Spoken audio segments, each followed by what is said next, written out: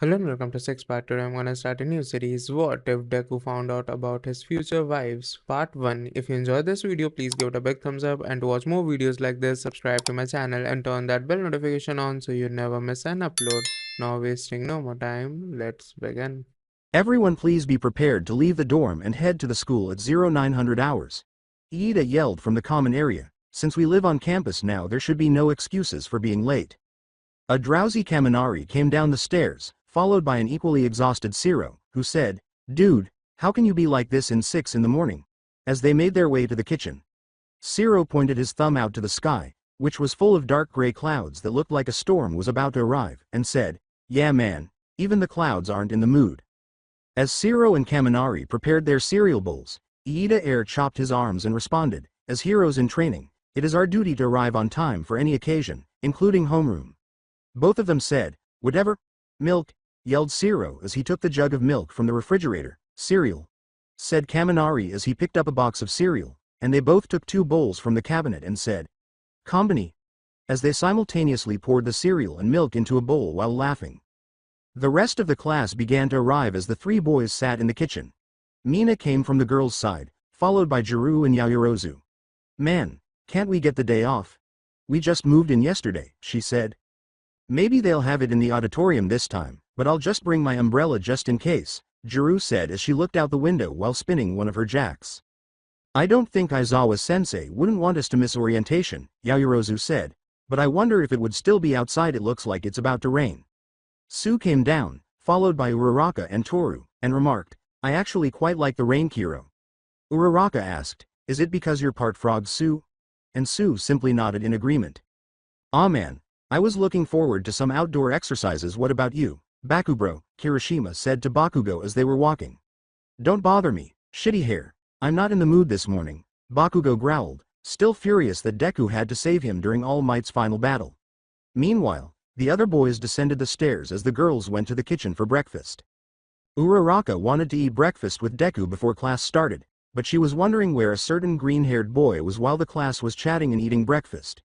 Sue and Mina noticed Uraraka's reaction when she said, "I wonder where Deku is. I really wanted us to eat breakfast together." Uraraka blushed deeply upon hearing this. "Oh geez, why is thinking of me and Deku eating together making me blush?" When Sue said, "Hey Ochako, why is your face so red? Are you by chance coming down with a fever or something, Kiro?" Uraraka snapped out of her reverie and frantically assured her that everything was fine. However, Mina was aware of what was happening. Inside Uraraka's head, "Oh, she's got something, okay, but it spells out LOVE," she whispered to her best friend Toru, who looked at her before whispering back, "Are you sure it's love, Mina? If it's just look at the signs." She's kept staring at the boys' stairs waiting for someone to come down, and she's was blushing way hard, Mina said. "You're right, she's definitely waiting for someone, but who do you think?" she asked Mina, noticing Uraraka's blush and her continued gaze at the stairs. After giving it some thought, Mina glanced around to see who was where. Kaminari, her horn buddy Kirishima, and Zero were engaged in arm wrestling. Todoroki and Iida were learning how to make cookies to give to their families from Sato. Ojiro, Koda, Tokiyami, and Shoji were talking about what they might cover in today's classes. It was nothing unusual for Aoyama to be eating French food and sipping apple juice from a wine glass. Mineta was doing well for himself. After scanning the room to see if anyone else was, Mina figured out who it was and devised a cunning plan. She leaned over Toru and said, "Play along," then got up and said, "Hey, has anyone seen Midoriya yet?" "Yeah, now that you mentioned it, has anyone seen Midoriya yet?" Iida said, turning to face Tokiyami and Mineta, after noticing that his best friend was also absent. "Have you two heard Midoriya get up yet since you two are his neighbors?" he asked. Tenya nodded and turned to ask the same question, but Mineta simply replied, "Why should I be worried about Midoriya?" Which earned him a tongue slap from Sue. Tokiyami turned and said, "Forgive me, I didn't get a chance to see if Midoriya was awake. Dark Shadow was really hungry this morning and pushed me towards the kitchen." "Perhaps Uraraka should go check on Midoriya to see if he's up by now," Mina said, nudging Toru. Uraraka blushed at the thought, but Iida interrupted her by saying, "That's a great idea, I'll accompany her if that's alright." Uraraka simply stared at Iida and Toru for a moment, saying, "All right," before they both went to their friends. Before Iida left for the stairs, he asked Todoroki to watch over his cookies, and he complied. Sato, Feeling a little proud of himself for teaching one of the most influential children in his class how to make cookies, exclaimed to Todoroki, "Okay, now that we lay the cookie dough on the pan, we just stick it in the oven to warm them up, which should take about 15 minutes. Todoroki simply stared at the tray he was holding until he had an idea. "Couldn't I use my fire to heat the cookies?" he inquired with the tall boy. Sato gave him a look and said, "Well, we could try, but I don't know how hot your fire is and how long it would take." Todoroki then continued, muttering something along the lines of 450 degrees in 10 minutes. As he glanced at the tray he was holding, and Sato simply stared at him, feeling uneasy. "On my way to Midoriya's, strange the weather didn't say we would have a storm today," Iida said as they walked to Midoriya's room, both of them looking out the window. "Are you okay?" Uraraka asked, looking as though she was nodding off, and she looked at her friend before responding, "Yeah, everything is fine, it's just this is still new to me, that's all. Ya know, living at Ua now." Iida looked at her and smiled softly, saying, "I agree with you. From what had happened at the camp up till now it seems we never had a break, but at least most of us came out okay." He looked down, remembering his friend's condition when they visited the hospital following the camp incident. Uraraka looked down, recalling her friend's condition, and said, "I know what you mean, you should have seen him during the villain attack. Both of his arms were broken and he was all beaten up. But I heard that Deku got like that protecting a child from a dangerous villain," Uraraka concluded. "That does sound like Midoriya allows willing to protect someone, and he sounds like he would be great at father given how he defended Kota from the villain," Iida said, chuckling. "You really think so?"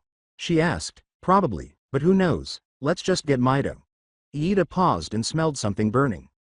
Uraraka also smelled it, but before they could speak, they heard someone screaming downstairs. "Todoroki, stop, you'll burn the kitchen, I'll harness the sun to bake these cookies." As soon as Iida heard that, she headed for the kitchen and instructed Uraraka to see how Midoriya was doing. As Uraraka watched Iida dash to the kitchen to deal with the situation and proceed to her destination while reflecting on the conversations she had just had, Uraraka simply stared off into space. She thought lovingly of having a child with her secret crush, but then she realized, no, I can't be thinking of having a family at the moment. I need to focus on becoming a hero to help my family before I start my own family. She continued to deny the idea of having a child with Deku and becoming Ochako Midoriya in the future, and soon she arrived at her destination. "Hey, Deku being a father, huh? I wonder how that'd be like. He'll probably be overjoyed to have kids and treat them with so much love and care." "Hey Uraraka, good morning." He blushed, and she smiled and said, "Hey, did you just wake up?" Deku replied, "Yeah, I just woken, I didn't get much sleep due to the move, that's all." She knocked on the door to check if Deku was awake, and soon after, it opened, and he was standing there looking like he had just woken up. "Same, I'm still getting used as well, but come on, we got breakfast ready downstairs." His cheeks turned a bright red as he realized what he had just said. I didn't mean together, but just together, ya know." "Great, let me finish getting change and we can head down together." The words, "I know what you mean," were all that Uraraka had to say. Deku finally left after a few minutes of waiting, and they both went back to the kitchen, but Uraraka had a question she wanted to ask. "Hey Deku," she said, turning to face the boy. "Yeah Uraraka," he said, gazing into dark brown eyes while both of them felt the faces growing warmer. She inquired curiously, "I was wondering what you planned on doing after you reach your goal of becoming the greatest hero." Deku gave it some serious thought, but before he could respond to her question, a loud, bright lightning bolt struck the ground in front of their building, causing the air to rip. He hadn't really had a plan after becoming the greatest hero and master one for all. And 4 creatures flew out, crashing into the building's front door. Bakugo eventually answered the door because he chose to avoid getting involved in the situation because he was dealing with the shit that was nearly burning down. He didn't anticipate seeing 4 children under the age of 11 standing there when he opened the door to scream at the person who had the audacity to slam on it. The fact that they resembled that fucking nerd, Deku, before the oldest of the 4 could speak was what really infuriated him. Bakugo erupted, screaming, "Deku, why the hell do these damn brats look like you?" at the top of his lungs. Deku and Uraraka glanced outside and back at each other shortly after the lightning struck. The statement, "Man, that was sure was something, huh?" came from Midoriya. Uraraka said, "Yeah, but at least it appears that the sky is obviously up. Yeah, at least won't start the new semester walking in the rain. Oh, and to answer your before, I don't really know, I haven't thought that far ahead after becoming a hero. What about you?" he asked. She immediately blushed when he asked, connected her index fingers, and looked down. "I don't know, maybe continue being a hero and probably start a family," she replied. Really, with whom? He inquired, wishing. Everyone in the classroom should be aware of Izuku and Ochako's obvious love for one another, but they are unaware of it themselves or how to communicate with one another. Not loud enough for her crush to hear, she whispered, I don't know, maybe a kind-hearted, cute boy with green hair and freckles. He inquired, what was that? Oh, nothing, she said, turning around to cover her red face. They heard the resident's hot head scream as they both started to descend the stairs. Deku, why the hell do these damn brats look like you? As everyone gathered around the door, Uraraka and Deku exchanged glances before racing down the stairs past the kitchen, which was marred by burns. They both noticed a boy and 3 girls standing there, naively staring at him, as they moved past their friends to the front. With his hand extended to greet them, he asked, hi, my name is Izuku Midoriya, and you are? He failed to notice their similar facial features or the broad smiles they gave him when he said his full name. They all yelled, Dad, Father, Daddy, and threw Midoriya to the ground. When 4 children suddenly showed up, called Midoriya's father, and threw him to the ground in a cute hug pile, Izuku and the other students were stunned and remained silent. The entire class erupts in a roar. Deku yelled, wait, father, I have kids. With a, congratulations Midoriya, tone, Todoroki. As Mina and Toru exclaimed, OMG, they're so cute, Midoriya. Mineta wept, Midoriya, you lucky son of a bitch. With explosives exploding from his hands, Bakugo yelled, WHO in the right mind would to breed with that damn nerd. Iida yelled, everyone, please calm down so we can address the situation at hand, to get everyone to stop. In the interim, so since the provisional license exam is coming up, we should be helping our students develop their ultimate moves, correct? Said Vald King. That's right, we need to get the first-year students ready for the exam because they don't know about the crushing of Ua, Aizawa said, looking exhausted. Are we sure we can't tell them about that tradition? I mean, most of the first years who take the exam don't get a chance to pass and have to wait till their second or even third year to pass, Midnight pondered. The fact that all the schools were banding together against the UA students bothered her. Yes, I'm sure if they're going to be heroes, they need to be prepared for these types of situations like these. Now Powerloader, I assume you know that your workshop will be open for costumes changes and upgrades while the hero course are preparing for the exam, right? Aizawa was staring at Powerloader. Yeah, I got my best students assisting me for this thing, he exclaimed. Present Mike grinned and remarked, oh, even your problem child Hatsume. Powerloader exhaled. Yeah, even her, she was the first one to sign up for the project. Don't get me wrong, she's an excellent student and her inventor are great, but I can't teach her a damn thing or keep her from blowing up the lab. I pity the man who she ends up with her.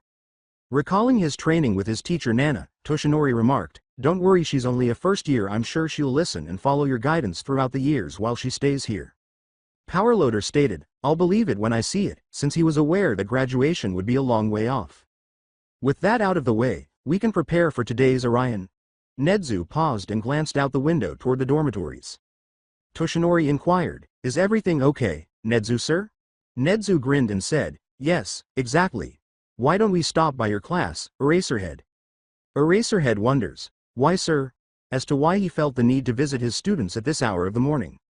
I just have a feeling we'll see something interesting, Nedzu said. Toshinori, Aizawa head over to Class 1A dorms while the rest of the staff continue getting ready for orientation. Toshinori answered, and what would you be doing in the meantime, sir? Nedzu picked up the phone and said, I have to make a quick call, so you two head to the dormitory, I'll catch up. The other UA employees decided not to question him anymore, so they left Nedzu to his call while Toshinori and Aizawa went to 1A's dorm.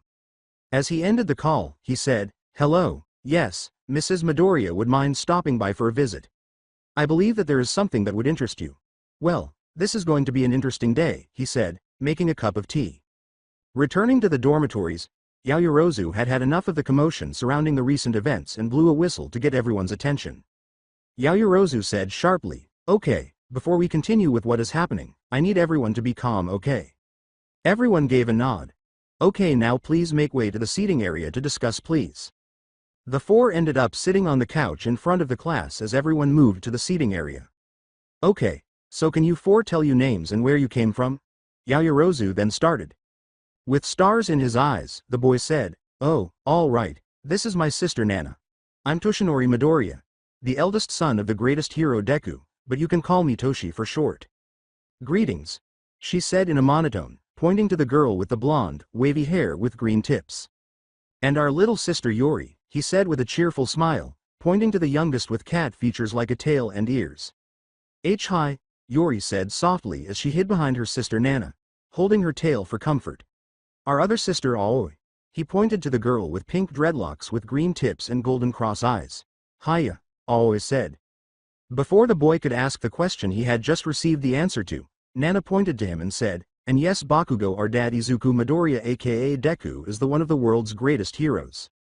Bakugo is upset that he was unable to ask his question and that Deku outperformed him to become the top hero. Wait a goddamn minute, how the hell did you brat know what I was about to ask? Bakugo exclaims. Mineta pointed to himself and said, yes, please take 3 steps to your right. Nana said, that was my quirk that allowed me to predict what question you would have asked when my brother explained who we are. Which reminds me, you grape kid. Mineta did as she said, taking 3 steps to his right, and shortly after, a ceiling fan fell on top of him. OWWW, he uttered feebly. As Toshi and Yori began to laugh, Aoi leaned in and asked her sister, was that really necessary? While trying not to laugh.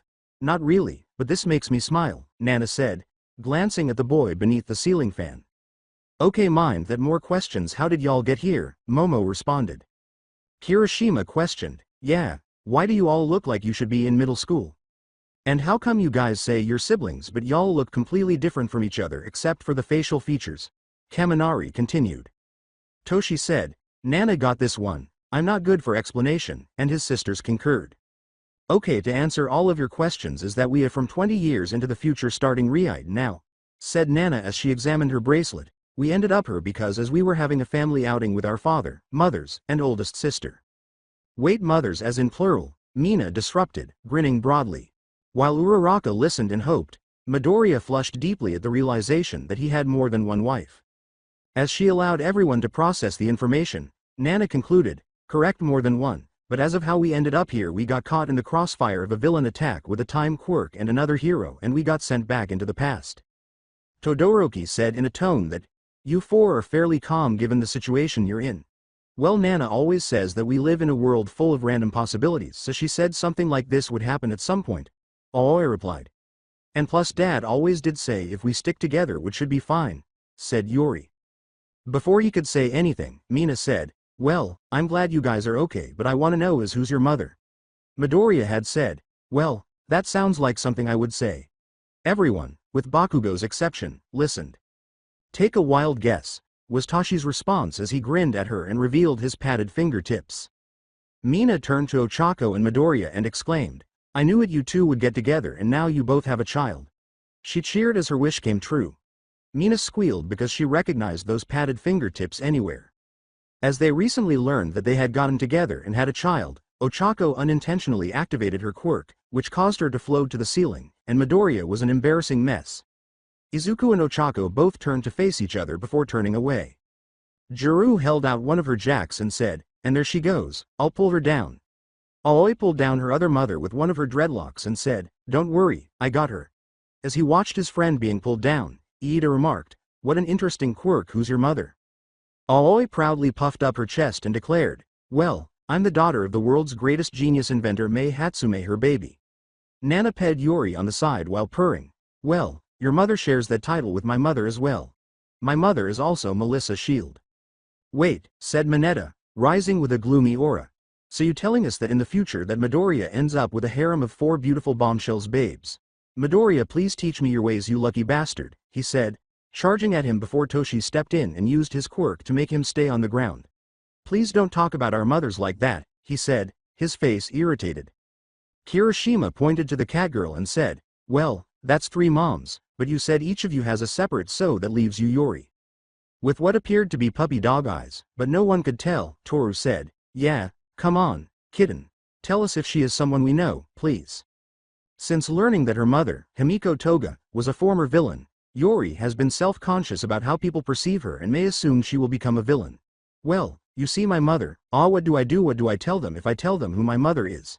They'll probably think that I'll end up like her and would assume Dad is working for the LOVO. I can't have that happen, Yori thought in a panic. Yori was aware that no one is born a villain, rather, they're created, and in this instance, her mother's trait of transformation was what made her a villain. However, This trait necessitates the person's blood to change into that person, and it also gave her a craving for human blood, which drove her insane because no one took care of her. Actually, that information is dependent on when are we in time, so may I ask how long have you stay in these dorms? Nana interrupted Yuri as she was mentally frantic. Midoriya wonders what happened with Yuri's mother. We just moved in yesterday, but why is that important? On the first day, Nana thought to herself, depending on how long we're here, maybe we can change the outcomes. She then told them, well, given the current situation we can't reveal Yuri's mother just yet until you fully understand. They gave a nod. Nana said, now before we can answer any more questions you might have your teachers, principal, and a guest will be here in a bit. Iida questioned, wait, how do you know that? As Sato and Todoroki both turned to face the kitchen, she remarked, because I predicted it with my quirk. Also, you better explain what happened in the kitchen. Midoriya pretended to write in a notebook as she said, oh yeah, that reminds me, what are your quirks? I got a pretty good guess on what they are, but I really want to know. Toshi exclaimed, don't worry, we can't wait to show you our quirks, Dad. We'll let you know when the time is right. Nana declared, they're here, as All Might and Eraserhead entered. Eraserhead sighed and pinched his nose as he surveyed the dorm, first the burnt-out kitchen, then his class, and finally the 4 kids who appeared to be his troublesome kids. Please explain the problem, child, he said. With a frustrated expression, Aizawa asked, can someone please explain to me why the kitchen looks like it went through a war zone and why are there 4 children here? All Might was also intrigued, but not by the kitchen. Rather, he was intrigued by the 4 kids who appeared to be his heirs and the odd sense of connection they exuded. As for the kitchen, Sato rubbed the back of his neck and said, well, I was helping Iida and Todoroki make cookies, but then Iida and Uraraka went upstairs to check on Midoriya and Todoroki used his fire to help bake the cookies. Aizawa looked at the boy and said, Todoroki, why did you think it was a good idea to use your fire to bake cookies? I wanted to hurry and bake them so I can take them to my mother when school was over, he informed them. Sato and Todoroki, you two are going to clean the kitchen and are banned from baking for the rest of the week, Aizawa sighed, massaging his temples. According to both of them, yes sensei. Kaminari complained, ah man, no cake or cookies. Now, young Midoriya, can you tell us who these 4 children are? All Might asked his successor. He said, oh well, you see these are my children from the future, before he fell silent. Aoi pointed to All Might and said, and you're our granddad. What? Exclaimed Midoriya. Wait, everyone exclaimed. What? All Might yelled as a small amount of blood was sprayed. Todoroki said, I knew it, to them. As he used his quirk, Aizawa yelled, silence. Everyone fell silent, and he muttered to himself, why can't I have a normal class? Is there anything else you want to tell us? Asked Midoriya, turning to face his children. Well, we could tell them their hero rankings or who they end up with in the future, Nana thought. Ooh, the second one, Mina grinned. Bakugo yelled, no, I want to know my hero ranking. I won't expect anything below number 1, as Kirishima attempted to soothe him. But didn't she said that Midoriya was the greatest hero? Kiro, Sue responded. Frog legs, watch it, he growled at her. Aizawa looked at the 4 children and said, save your question for later now, Midoriya and Midoriya kids, please follow me to Recovery Girl's office and the rest of you head to orientation then class Iida. Yaoyorozu, you're in charge until we get back, he said, getting a yes sir, before leaving with All Might. As he followed his teachers, Midoriya said, all right, I'll see you guys later. Aoi waved and turned to Toshi, saying, hey, do you think we might see my mom today? Before the 2 of them left. Goodbye, everyone, see you later. He waved goodbye to Uraraka, saying, I don't know, maybe bye everyone, bye mom. Uraraka responded with a light wave and a heavy blush, having recently learned that she and Deku had a family with several other women. With her tail in hand, Yuri bowed and followed her siblings out, saying, goodbye. Don't start something just because you found out our father is the greatest hero and surpassed you, Nana said in a monotone as she turned to face Bakugo. I know you all have a lot of questions and we will answer them when we get back, so just hang in there and also hot head, she said. Bakugo approached her, saying, listen here you damn brat oof. When he realized someone had tied his shoelaces together, he fell to the ground, wondering what had happened. He turned to face Nana, who was grinning slightly. As I said, if you don't come realize father surpassed you a long time ago, you'll fall much harder than that, she said, bowing and leaving the dorm. As he went to assist Bakugo in getting up, Kirishima remarked, this morning was interesting. You all right, Bakugo? Bakugo responded, pissed off, as he reattached his shoelaces and returned to his room to prepare. Ojiro remarked, yeah, can you believe it that people that are from the future are here? As he pondered his future self. Toru continued, I know right, it's so exciting. As Mina recalled Yori's adorable cat ears and tail, she remarked, and Midoriya's kids were so cute, especially Yori. I just wanted to pet those little cat ears she has. Proud of his friend's achievement, Iida remarked, and Midoriya also became one of the greatest heroes. Also apparently he became a total chick magnet as well, said Siro. I know right, who would have imagined our class cinnamon roll with 4 wives and 4 kids, said Kaminari. As Todoroki put it, 5, huh, Kaminari and Siro turned to face him. Todoroki retorted, he has 5 children, and they mentioned having an older sister. Oh yeah, I wonder how come they didn't mention her or who Yori's mother was, said Kaminari. Iida told them, it's best not to pry into their family lives, but he was curious, so he turned to Uraraka and asked, how are you holding up? How was Uraraka supposed to react? She was trying to make sense of this morning when children from the future first appeared. Then they revealed that they were Deku's children, then they discovered that one of them was her and Deku's child, and finally, her future self was in a harem with 3 other women. She was pleased that she and Deku had gotten married and had a child, but she didn't understand how being a part of a harem could possibly work. I don't know, she said, turning to face Iida. It's probably a lot for her to take in with the fact she has a kid with her crush and being a part of a harem. Kiro Sue informed them. See crush, Uraraka exclaimed, blushing as she looked at Sue in disbelief. Come on, Uraraka. Everyone knows you're crushing on someone. Juru informed them, on Midoriya. She questioned the punk rock chick, what how? Every time you're near I can hear your heart beat a little bit faster, she told her. Plus right after we split off at the mall Mina, and Momo saw you ran away from Midoriya with a huge blush across your face, so we put 2 and 2 together, she showed us with her fingers. As she sat on the couch with her head in her hands, she thought to herself, oh, I have it bad, don't I? She told them, almost crying, there's no room for romance because he has his goal of becoming a great hero and my goal of providing for my family. I just don't want to get in the way of us becoming heroes. Ochako turned to Yaoyorozu. That's very considerate of you, but remember we have plenty of time to be heroes, remember we're still in our first year, she said. Plus it seems like the future worked out, Midoriya became a great hero, y'all started a family together, and I bet your parents are doing fine, she concluded. Momo responded, well, given what happened and who we just met this morning, I'll say so, to Uraraka's question, do you think so? She said, then what do I do now? Just go right to him and tell him how I feel, which caught Mina's attention. She ran over and said, no, don't do that, you'll rush your confession, besides this probably all weird and confusing to Midoriya as well, just give it some time. Wow, didn't expect that from you, Mina. I thought you would have told her to go for it and do it as some grand thing, Juru said. What do you think, I'm a hardcore romantic? She pouted at her friend, who shrugged. As everyone returned to their rooms with groans, Iida said, okay, that's out of the way. Don't we go ahead and get ready to head out, everyone? We still got orientation. What's wrong? Todoroki asked, turning to face him. Iida responded, it's just been one long morning plus there's another one. Another what? Inquired Todoroki. Another Hatsume, replied he. You saw our fight during the sports festival, she had that same look in her eyes. As they made their way upstairs, Todoroki assured him, I wouldn't worry, maybe Midoriya calmed her out in the future and taught his kids dignity and honor. Now come, we have to get ready. Iida thought, I hope he did. On the UA campus, outside. Aizawa finished the call he had received and turned to face the group.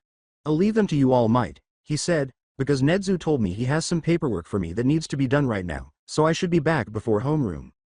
As they all crossed the campus to the recovery girl's office, Toshi remarked, dude, no matter how many times we're on campus, it's always so cool. Wait, have you guys been on campus before? Midoriya asked his son, who was still apprehensive. As she and Yori gazed at a flock of birds soaring overhead, Aoi remarked, yep. Our oldest sister goes to UA here in her hero course and we get to come visit her occasionally. Not expecting to have a 5th wife, Midoriya said, wait, I have another kid who is she and whose mother is she. That's classified until the time comes, father as well as who's Yori's mother, so don't ask, and not to mention 2 of our mothers are also teachers here in the future, Nana said as they were catching up. All Might questioned, mothers, who are your mothers? Toshi gestured toward himself, saying, Ochako Uraraka. All Might's comment that, kinda expected it, caught Midoriya's attention. What do you mean you expected it? He asked, blushing. He moaned because he was too obvious to notice his own feelings for her when All Might told him, young Midoriya, it's pretty obvious that you have feelings for young Uraraka. Aoi informed them that Mei Hatsume was her mother.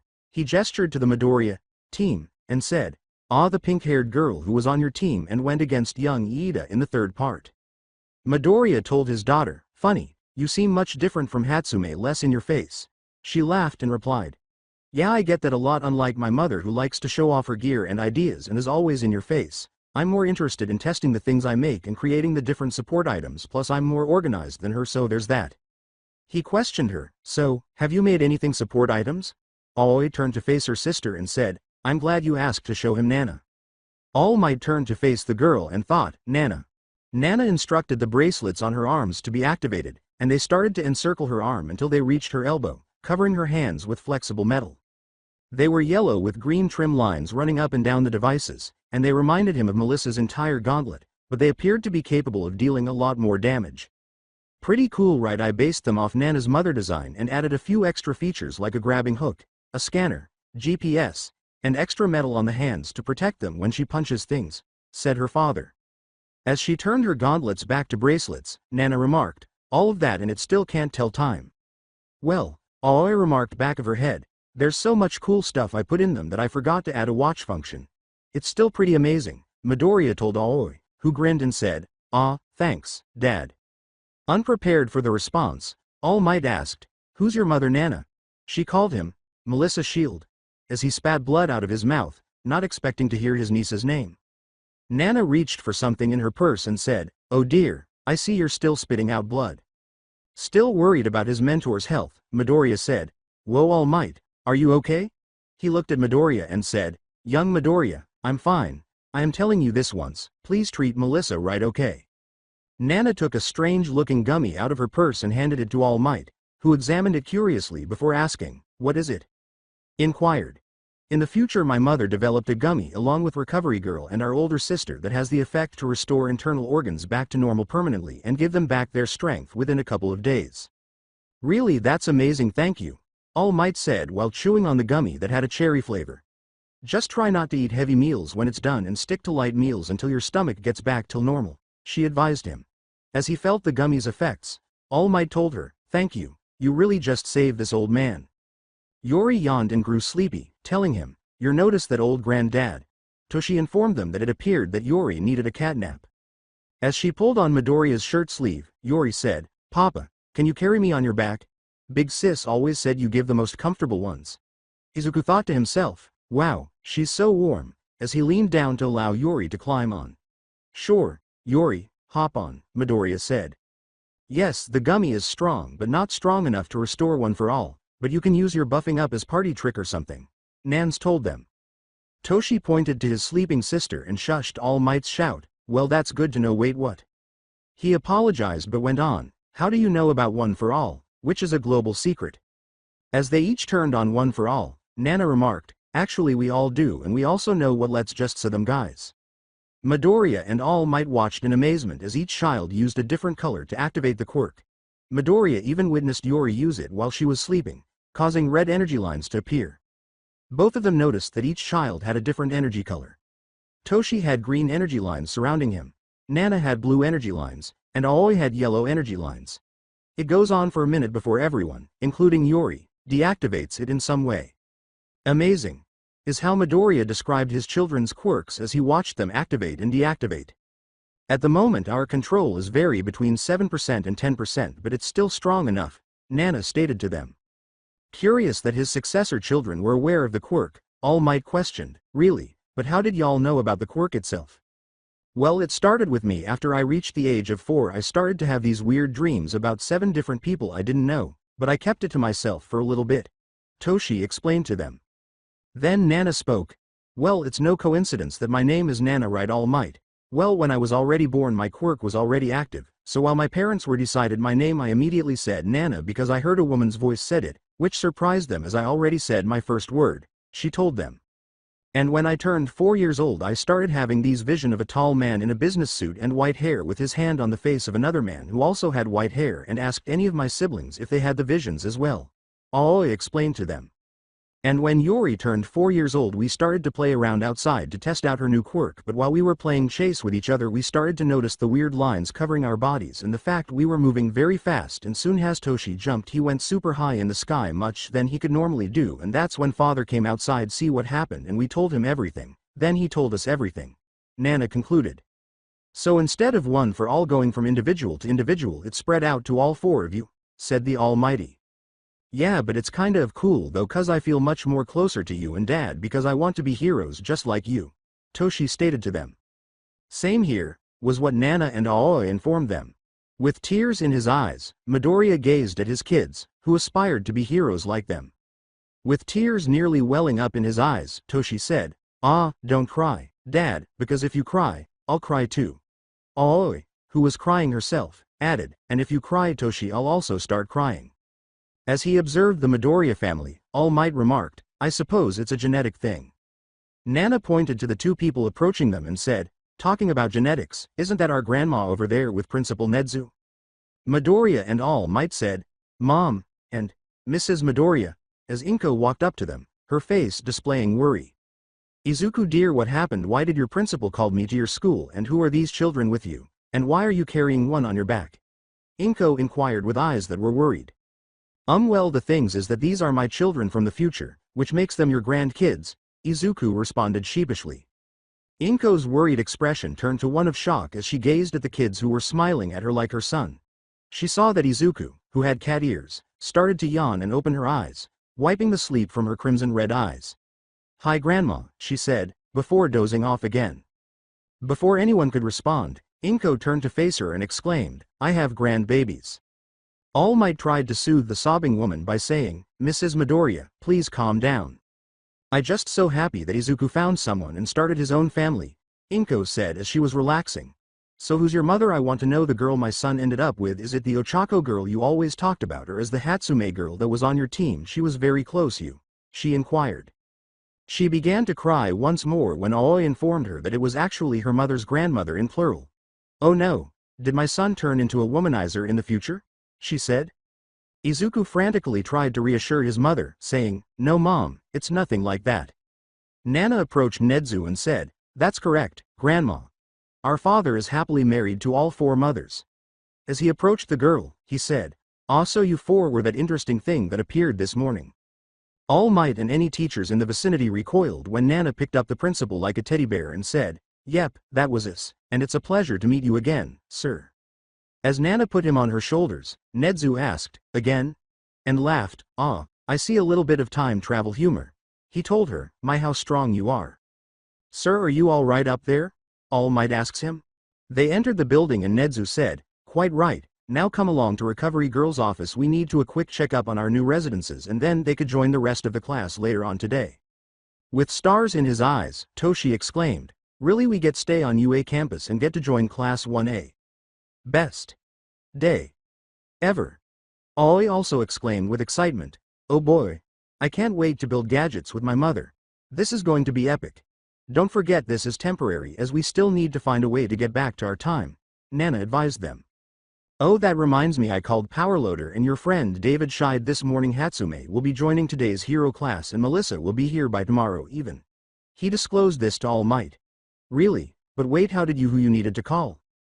Don't question it, and that's correct. I feel like we'll also need an inventor to help them get back to their time.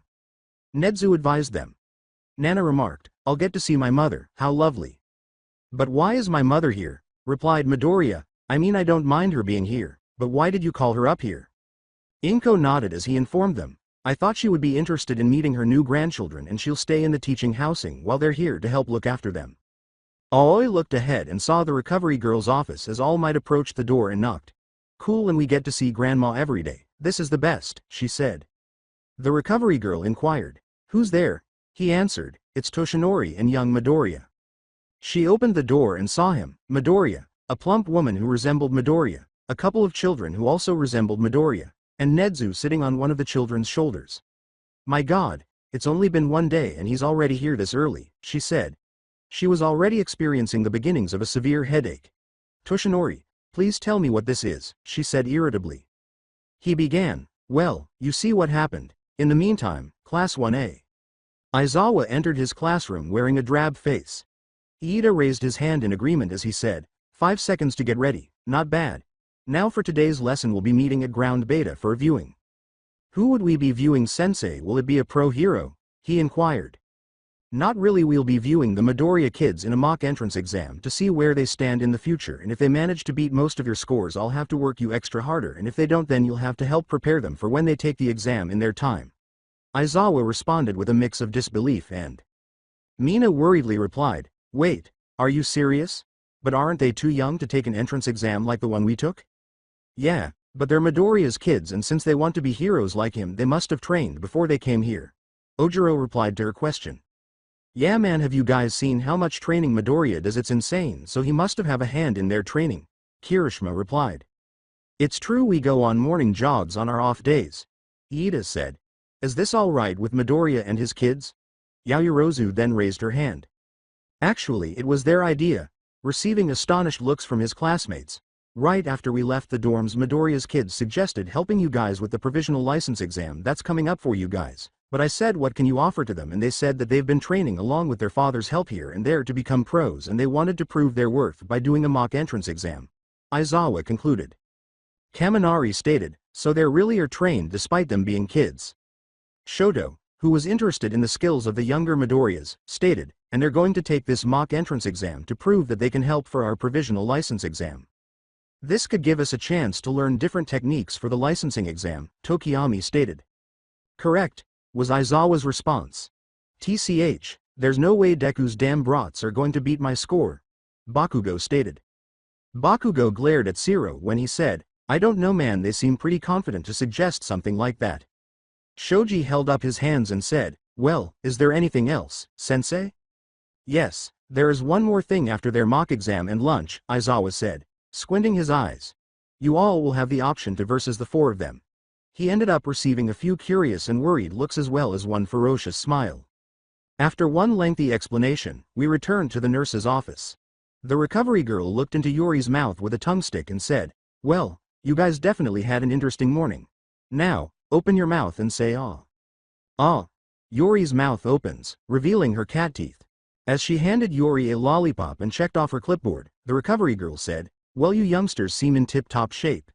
As she sat beside her father, she said to Nana, "Not to mention you Toshinori, that gummy is already doing wonders. I think his stomach and lungs would be back before the licensing exam." Nana said, "No problem."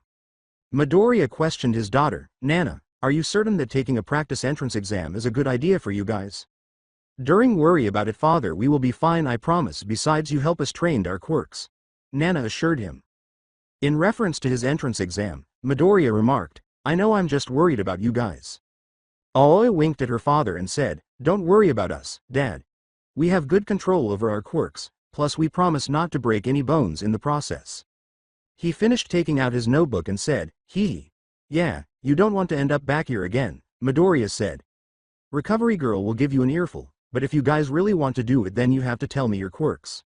"Fine. My quirk is precise calculations. I'm able to calculate and predict every action and move," Nana stated. As Nana grinned at being compared to her favorite hero, Midoriya said, "Wow, that's amazing, able to predict and calculate every action. It reminds me a lot of Sir Night Eye's quirk." All Might recoiled at the name, which Inko noticed. Inko pondered, "I wonder why he flinched at that name."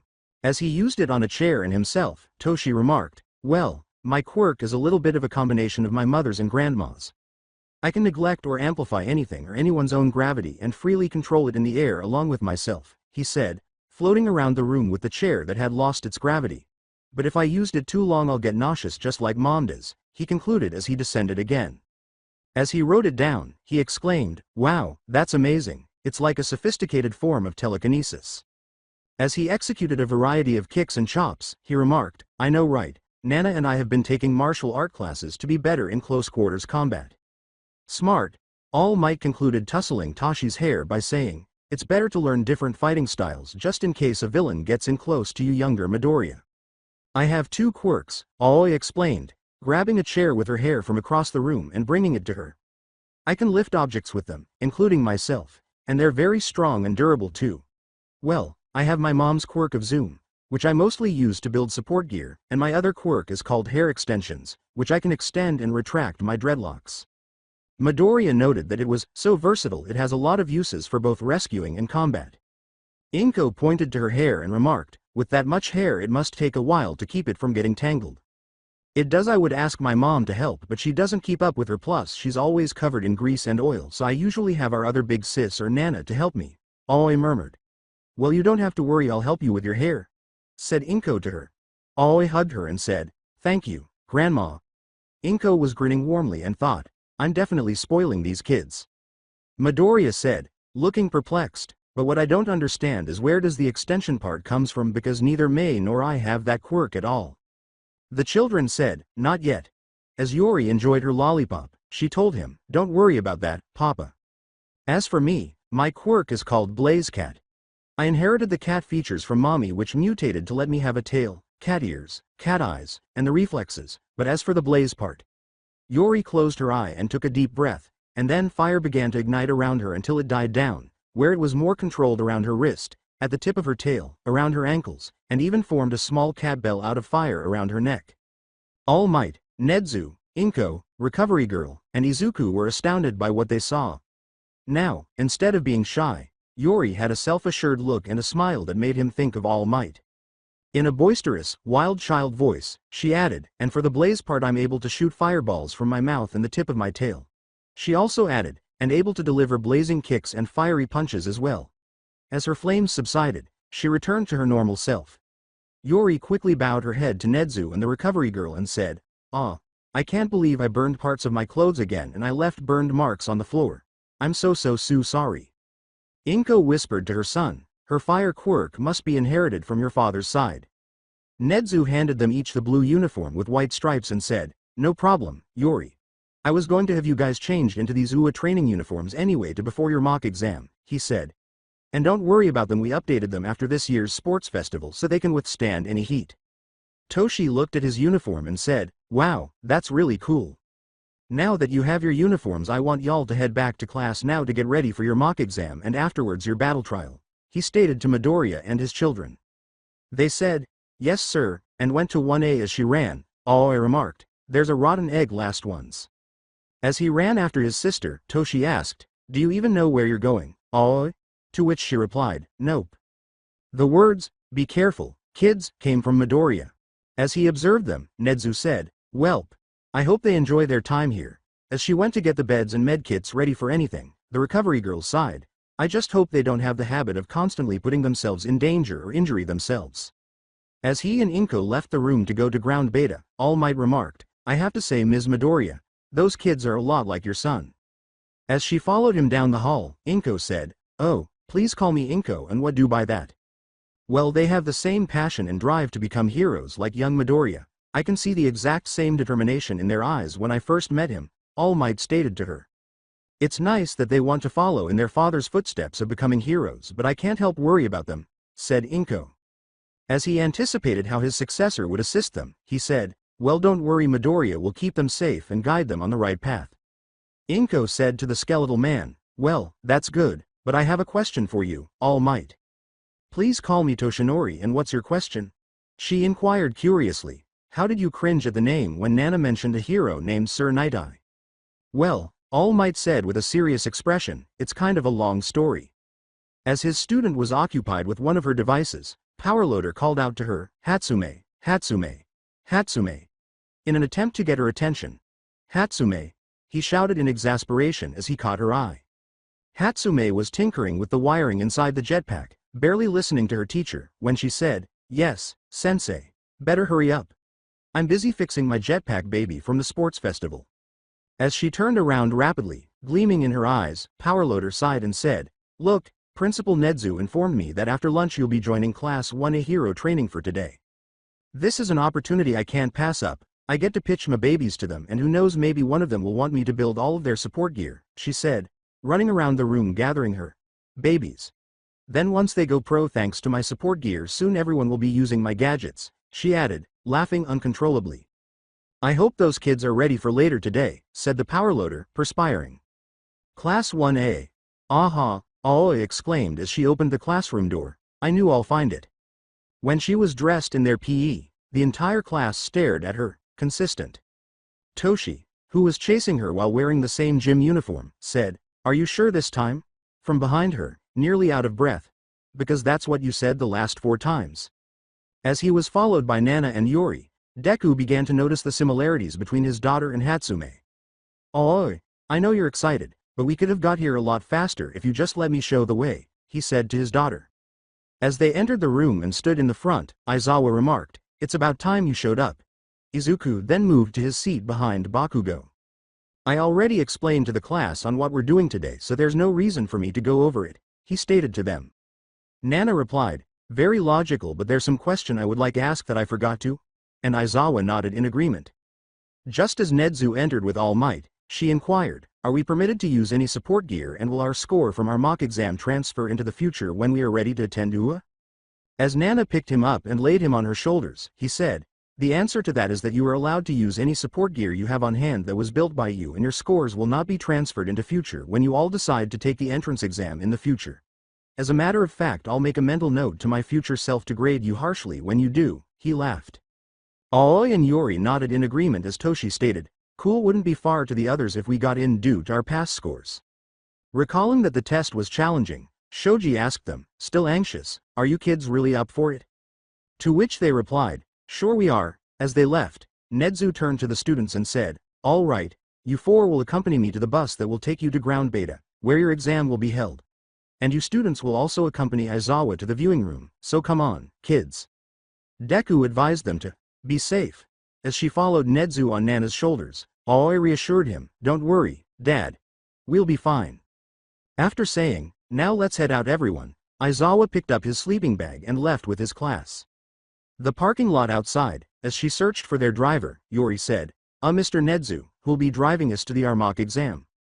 Nedzu said, Well, that would be me, as he climbed on board and turned on the bus after spinning the key on his paw finger.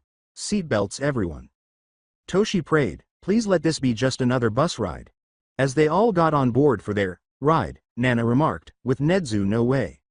Observation room. 2 people were absent from the group of people gathered near the screens to witness the Midoriya children's abilities. Ochako asked Izuku outside the room if she could speak with him alone, and he said yes. Izuku looked at her anxiously and blushed in return, asking, Sue, what is it you wanted to talk about? She nodded, and he asked, Is this about how Toshi is our son? Remembered from this morning that I said I wanted to start a family and you asked who, and I said don't worry about it. Uraraka stated. Izuku replied with a nod. He was shocked, and she looked at him with tears in her eyes. Well, the truth is that I wanted to start a family with you. Izuku was concerned for his best friend and asked, Uraraka, what's wrong? Did I do something wrong? She briefly closed her eyes before blurting out, No, it's just that. I love you, Deku. And I started to notice these feelings after me and Aoyama for a while. I didn't want to tell you because I just didn't want us to get distracted from our goals. She went on, You have your own goal of becoming the greatest hero and my goal of supporting my parents, and I just don't want to be a distraction. She finished as she sobbed slowly, but felt a pair of warm arms enveloping her. When she looked up, Deku was embracing her. As he consoled her, he said, Never think you're a distraction to me, Ochako. Izuku looked into her chocolate brown eyes and said, You were always there to support me ever since the entrance exam where you kept me from falling outside the exam and even during the exam. I love you, Ochako Uraraka. I'm sorry I didn't tell you earlier because I didn't want to ruin the friendship we have and I didn't know if you felt the same way, he concluded. Uraraka gave him a hug in return, and as they gazed into each other's eyes and gradually learned to understand one another, she said, I love you too, Izuku Midoriya, and I'll always be there for you. They both paused as Iida emerged into the hall, saying, Uraraka, Midoriya. Your children have arrived at the test site, please return inside the room. He concluded, looking at his 2 friends and asking, Did I interrupt something? No, nothing at all. They both said frantically as they parted ways but remained near one another. After saying, Well, then come inside, he left the 2 alone and went back inside. Uraraka held his hand and asked, So does this make us boyfriend and girlfriend or wife and husband because we have family? Izuku just realized he had called her by her first name. I guess so, but let's take it slow for the moment, Ochako, and not rush it. Also we still have to explain this to Melissa and Hatsume, he said. As he apologized, he said, "Oh, I'm sorry I called you by first name without realizing." When he nodded, "Yes," she blinked, "Oh, don't worry, you can call me by my first name if I can call you by your first name." "Great, come on, Izuku. Let's see how our kids do with their exam," she concluded as he dragged him into the viewing room. Kirishima waved to them, saying, "Oh hey there, you guys or your kids just got to the gate." Gazing at a screen with the kids, Kaminari remarked, "Yeah, but it looks like the Toshi kid is about to barf." He noticed that Toshi was holding his stomach and had a green face. Then Toshi threw up rainbow sparkles and blushed. Suyu observed and said, "Oh, I suppose he did. I wonder what happened on that bus ride, Kiro." Nedzu was driving. Aizawa sighed, recalling that the rodent had a tendency to cause trouble when operating a motor vehicle. As everyone else gazed at Uraraka and Midoriya, Mina saw that they were holding hands and grinned. "Yes, you finally confessed to each other. Team Green Tea is confirmed," she said. Both of them thought, "Green Tea." Iida looked at his two friends and said, "Congratulations, Midoriya and Uraraka. I'm very happy for you too." He advised them, "But don't let this distract you from your studies." As the class congratulated All Might and Aizawa on their relationship, Nedzu entered and drew their attention. "Everyone, the Midoriya children test is about to begin and you should all pay attention," he concluded as he spoke into the microphone. "Alright Midoriya children, your test is about to begin at the sound of the horn. Since it's just you four taking it, there won't be any rescue points this time, so all you have to do is just destroy the available robots," he concluded. At Ground Beta's front gate, they started stretching and getting ready after the announcement was made. Nana asked him, "Are you okay, Toshi?" because he was still feeling queasy. He gave her a weak thumbs up and said, "Yeah, I'm fine, I was ready for the principal's crazy driving, that's all." As she brushed her hair to remove any knots, Aoi remarked, "So there won't be any rescue points. I guess that means we can go all out."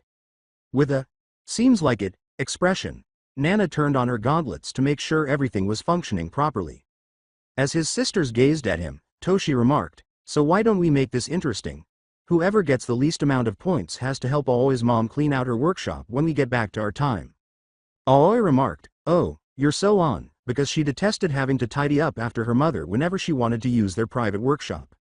Nana told them to deal, while pounding their fists together.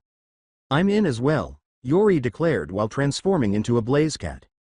3. As he and his sisters activated One for All, Toshi said, "Good luck everyone," floating in midair. 2. As she raised herself off the ground with her hair, Aoi remarked, "This will be a piece of cake." 1. As she assumed a runner's stance, Nana remarked, "This is going to be fun." Grinning, Yori said, "Rip and tear until it's done," while she was on her hands and knees. When they reached an intersection, the Midoriya children decided to separate as they were taking off. Aoi used her hair to scale the buildings. Nana and Yori started walking in opposite directions, and Toshi stood motionless to determine where to search for the exam bots. When Toshi finally made up his mind about which way to go, he floated away by using his finger pads. As he flew over the buildings, he remarked, "I personally prefer the air." He saw 4 one-pointers, 3 two-pointers, and a large 3-pointer robot below him as he used his father's finger flick technique to propel himself through the air. "Showtime," he said, turning away from them. Holding his 4 fingers in both hands with his thumb, he charged One for All in his fingers for a large air blast while pointing his fingers toward the sky above him. He shouted, "One for All 8% shooting comet," and launched himself at the robots with great speed. Viewing space, everyone's faces were filled with amazement at Toshi as they watched the quick motion. Impressive, he using his quirk to float himself in the air and then used air blasts to propel himself through air. Momo commented while observing Toshi. "So I guess that's what you get when you combine the quirks of Midoriya and Uraraka," Ojiro replied. Kaminari recalled how it took him some time to control the output of his electrification quirk and remarked, "Yeah, I can't believe he has that much control over his quirk at that age." Bakugo was watching the Deku's brat use air flicks to propel himself through the air like his explosions when he thought, "That brat is totally coping me." Kirishima remarked, "Look, he's shooting himself right at those robots."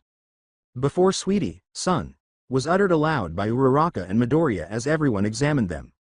Returning to Toshi, Toshi threw himself at the robots, aimed at one of the one-pointers, spun around in midair, and kicked something hard and straight that broke the one-pointer to pieces. Target locked engage attack program. As they got ready to attack the lone boy, the other robots said, As he floated the pieces of the destroyed robot that began to spin around him like a miniature asteroid belt, he remarked, "Looks like I need to get ammo. Come at me." When the two one-pointers charged at him at full speed, Toshi jerked his hand forward, sending the fragments of the broken robots flying at them, instantly destroying them. Toshi rushed over to touch the freshly broken pieces and add them to his miniature belt of asteroid fragments. When the three-pointers launched 4 non-lethal missiles at him, Toshi was able to dodge the tails and block the missile with the floating robot parts. 2 of the 2 pointers attempted to attack him with tail-like appendages on their backs. Observation room. I have to say your son is quite skillful with his quirk, Nezu told Midoriya. Smashing one of the robots to use as ammo to destroy the other is a smart tactic. As he observed the boy, Aizawa remarked, also he's using the broken parts to block the incoming missile and while is managing to dodge the attackers. Uraraka remarked, look at that asteroid belt he made, he's like a little Astro Boy, wishing her quirk would let her do that. Iida and the others were interested in the peculiarities of the children, so he asked, Midoriya, if it's okay with you, would you tell us what your children quirks are? As the teachers continued to observe the children's performances, Midoriya shared with them the peculiarities of his children. Returning to Toshi as he continued to avoid the metallic tails and missiles, Toshi remarked, man, Big Sis wasn't kidding when she said these robots were no joke. Toshi kept dodging the blows until he managed to land on top of one of the 2 pointers and increased its gravity to the point where it was immobile. Looking at the final 2 left, he said, stay put, while examining his nose for any indication of a nosebleed. 4 down only 2 more left, he said. They both uttered the words, engage in combination mode, as they began to merge together. As Toshi watched the robots merge together, he thought, wait what? With a perplexed expression. A larger robot with large limbs in the front, smaller limbs in the back, 2 tails on the backside, rocket launchers on the back, and a head with a large red eye that was fixed on him was created when the robots broke apart and joined their wiring and limbs. As he OFA kicked the other grounded 2-pointer to break it for more ammunition, he thought, since when they could do that? Big Sis didn't mention this at all.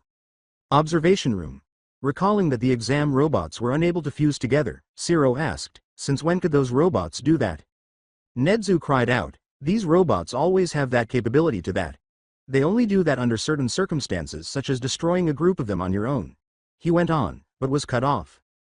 Bakugo yelled, what the hell do you mean they only do that if you're on your own? Kirishima attempted to calm him down, but he finished with an irritated expression. I remember I took down a bunch of groups of those thing by myself and they didn't do anything like that. What makes those brats so special? Bakugo said. Bakugo, one more outburst and you'll be in trouble. Aizawa used his capture weapon to wrap Bakugo up and silence him. Well, now that interruption is controlled, the reason for that is you destroyed them before they begin the protocol, and even though you thought the other examiners left, some stayed behind. Nezu finished. He rubbed the back of his head and said, to be honest, I completely forgot those things still have that function. To be fair, since so many kids try to get into UA and that the acceptance is very small, they all destroyed so swiftly that they never get to see this. Nezu then laughed, but we'll see how Toshi does against it. Returning to Toshi, Toshi dodged the incoming punch that struck the ground where he stood as the robot ran toward him, ready to punch him, then struck him with its tails. The tails swatted Toshi away when he attempted to jump on its back to increase its own gravity.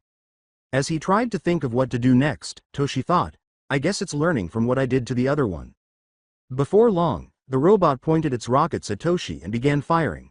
Toshi used some of the floating debris to intercept the incoming missiles after dodging them. As he floated the debris from where the robot had destroyed it, he thought, I got it. Mom is going to be so proud about this one. When he ran near the robot, it punched and struck, but it missed and only struck the ground, which led to the appearance of more debris. He kept dodging the oncoming attacks, used his quirk to gather more debris in the air, and retreated a safe distance for his final strike. The robot was soon encircled by the other wrecked robots and debris from the ground. Toshi shouted, Meteor Shower, as he assembled his finger pads and turned off his quirk, destroying the robot entirely. Observation room. As he added more notes to his notebook, Midoriya remarked, wow, he used the same strategy as Ochako did when she fought Kacchan, which attracted attention because no one had previously seen him with it. Even though Nana seems to be the most intelligent out of the 4, he seems like to he's smart as her to be able to adapt to different scenario and think on the fly. Momo continued but realized what she had said. Oops, not that I mean that aren't all intelligent, she said. None taken, Ochako uttered while staring at her son as he executed that move. When Sato noticed that Toshi was still standing, they remarked, "It looks like the little guy still has enough energy to keep going." Dark Shadow nodded in agreement as Tokiyami remarked, "He must have trained his stamina for when he does big attacks like that." Hagakure remarked, "Look, he's gathering all the debris," as Toshi lifted all the debris and took off, the debris swirling all around him. "He's like a mini planet when he's in the air like that," Jiro stated. Midoriya grinned at Ochako and said, "I guess he loves space just as much as his mother does." Ochako grinned back. Nedzu switched the camera channels and remarked, "Well, let's see how the other Midoriyas are doing." Before her siblings could even comprehend her presence, Nana was tearing up one-pointers with her gauntlets as she ran down the street she had chosen.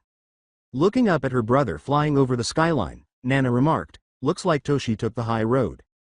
As a single pointer charged at her, poised to strike, Nana cracked her knuckles and remarked, "Looks like I need some mobility if I'm going to come out on top."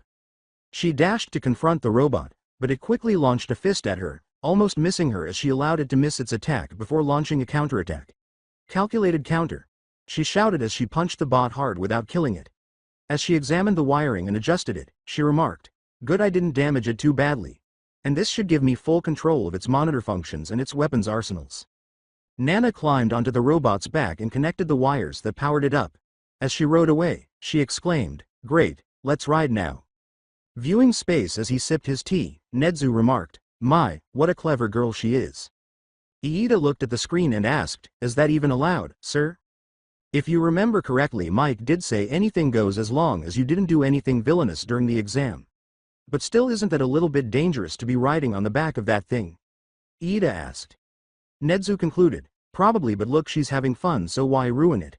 As Aizawa wondered what he was going to do with the problem child's problem children, he thought, "Great, now I have to keep an eye on this one." Exam region. Although her expression didn't convey it, Nana was having a great time riding the robot and destroying other robots at the same time.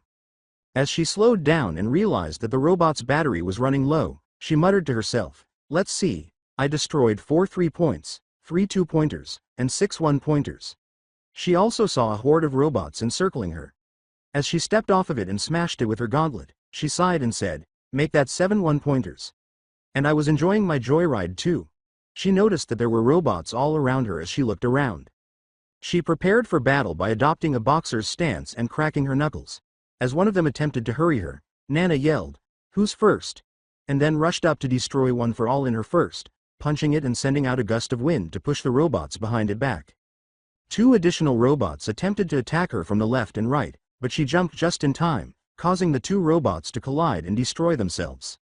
She landed on a robot that was approaching from behind her when she leapt into the air, covering its red eye and steering it in the direction of a group of robots.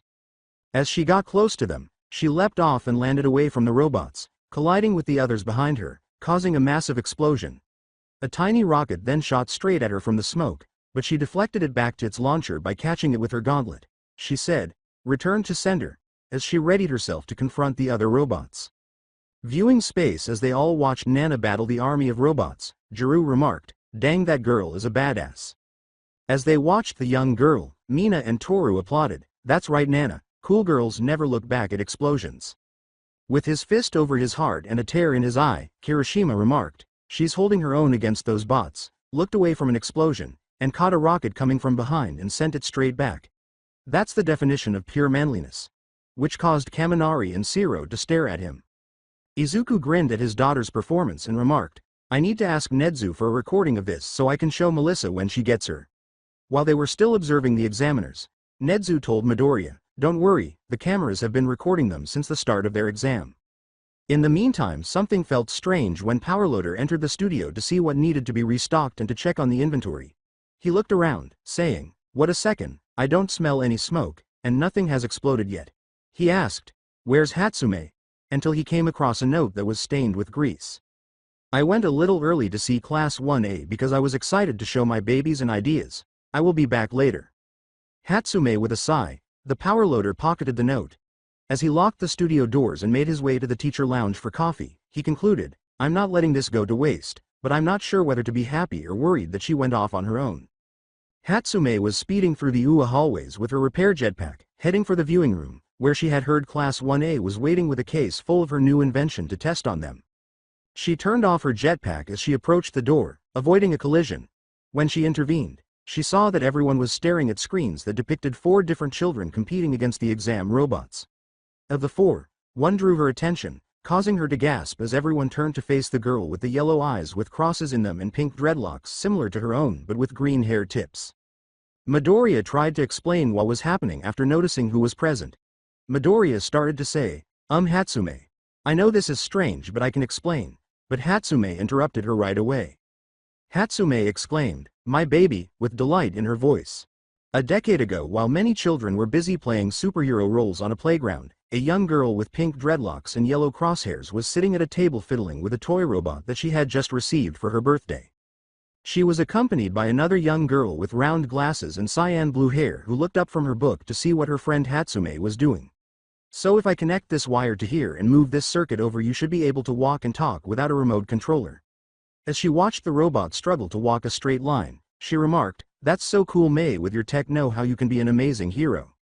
I wish I could, but my quirk isn't good for fighting villains, plus I really like building things a lot. It runs in our family.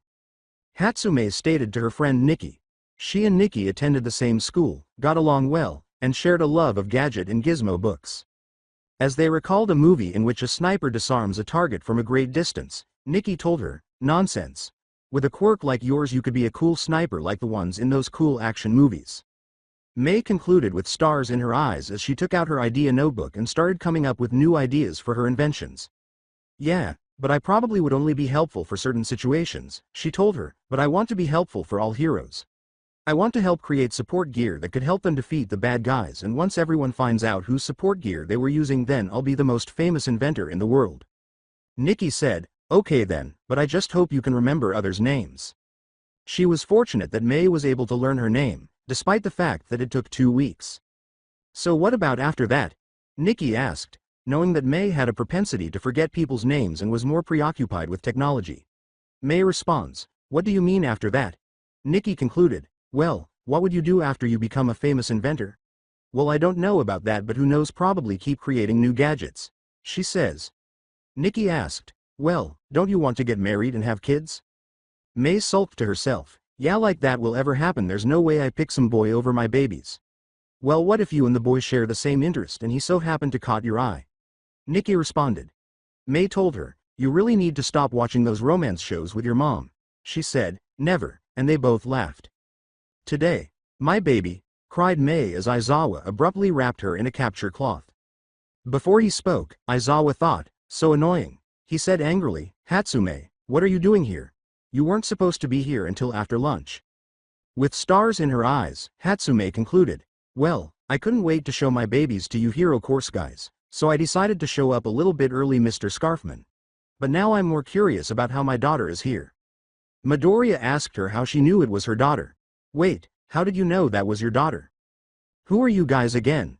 Mei asked, staring at him blankly alongside Iida and Uraraka.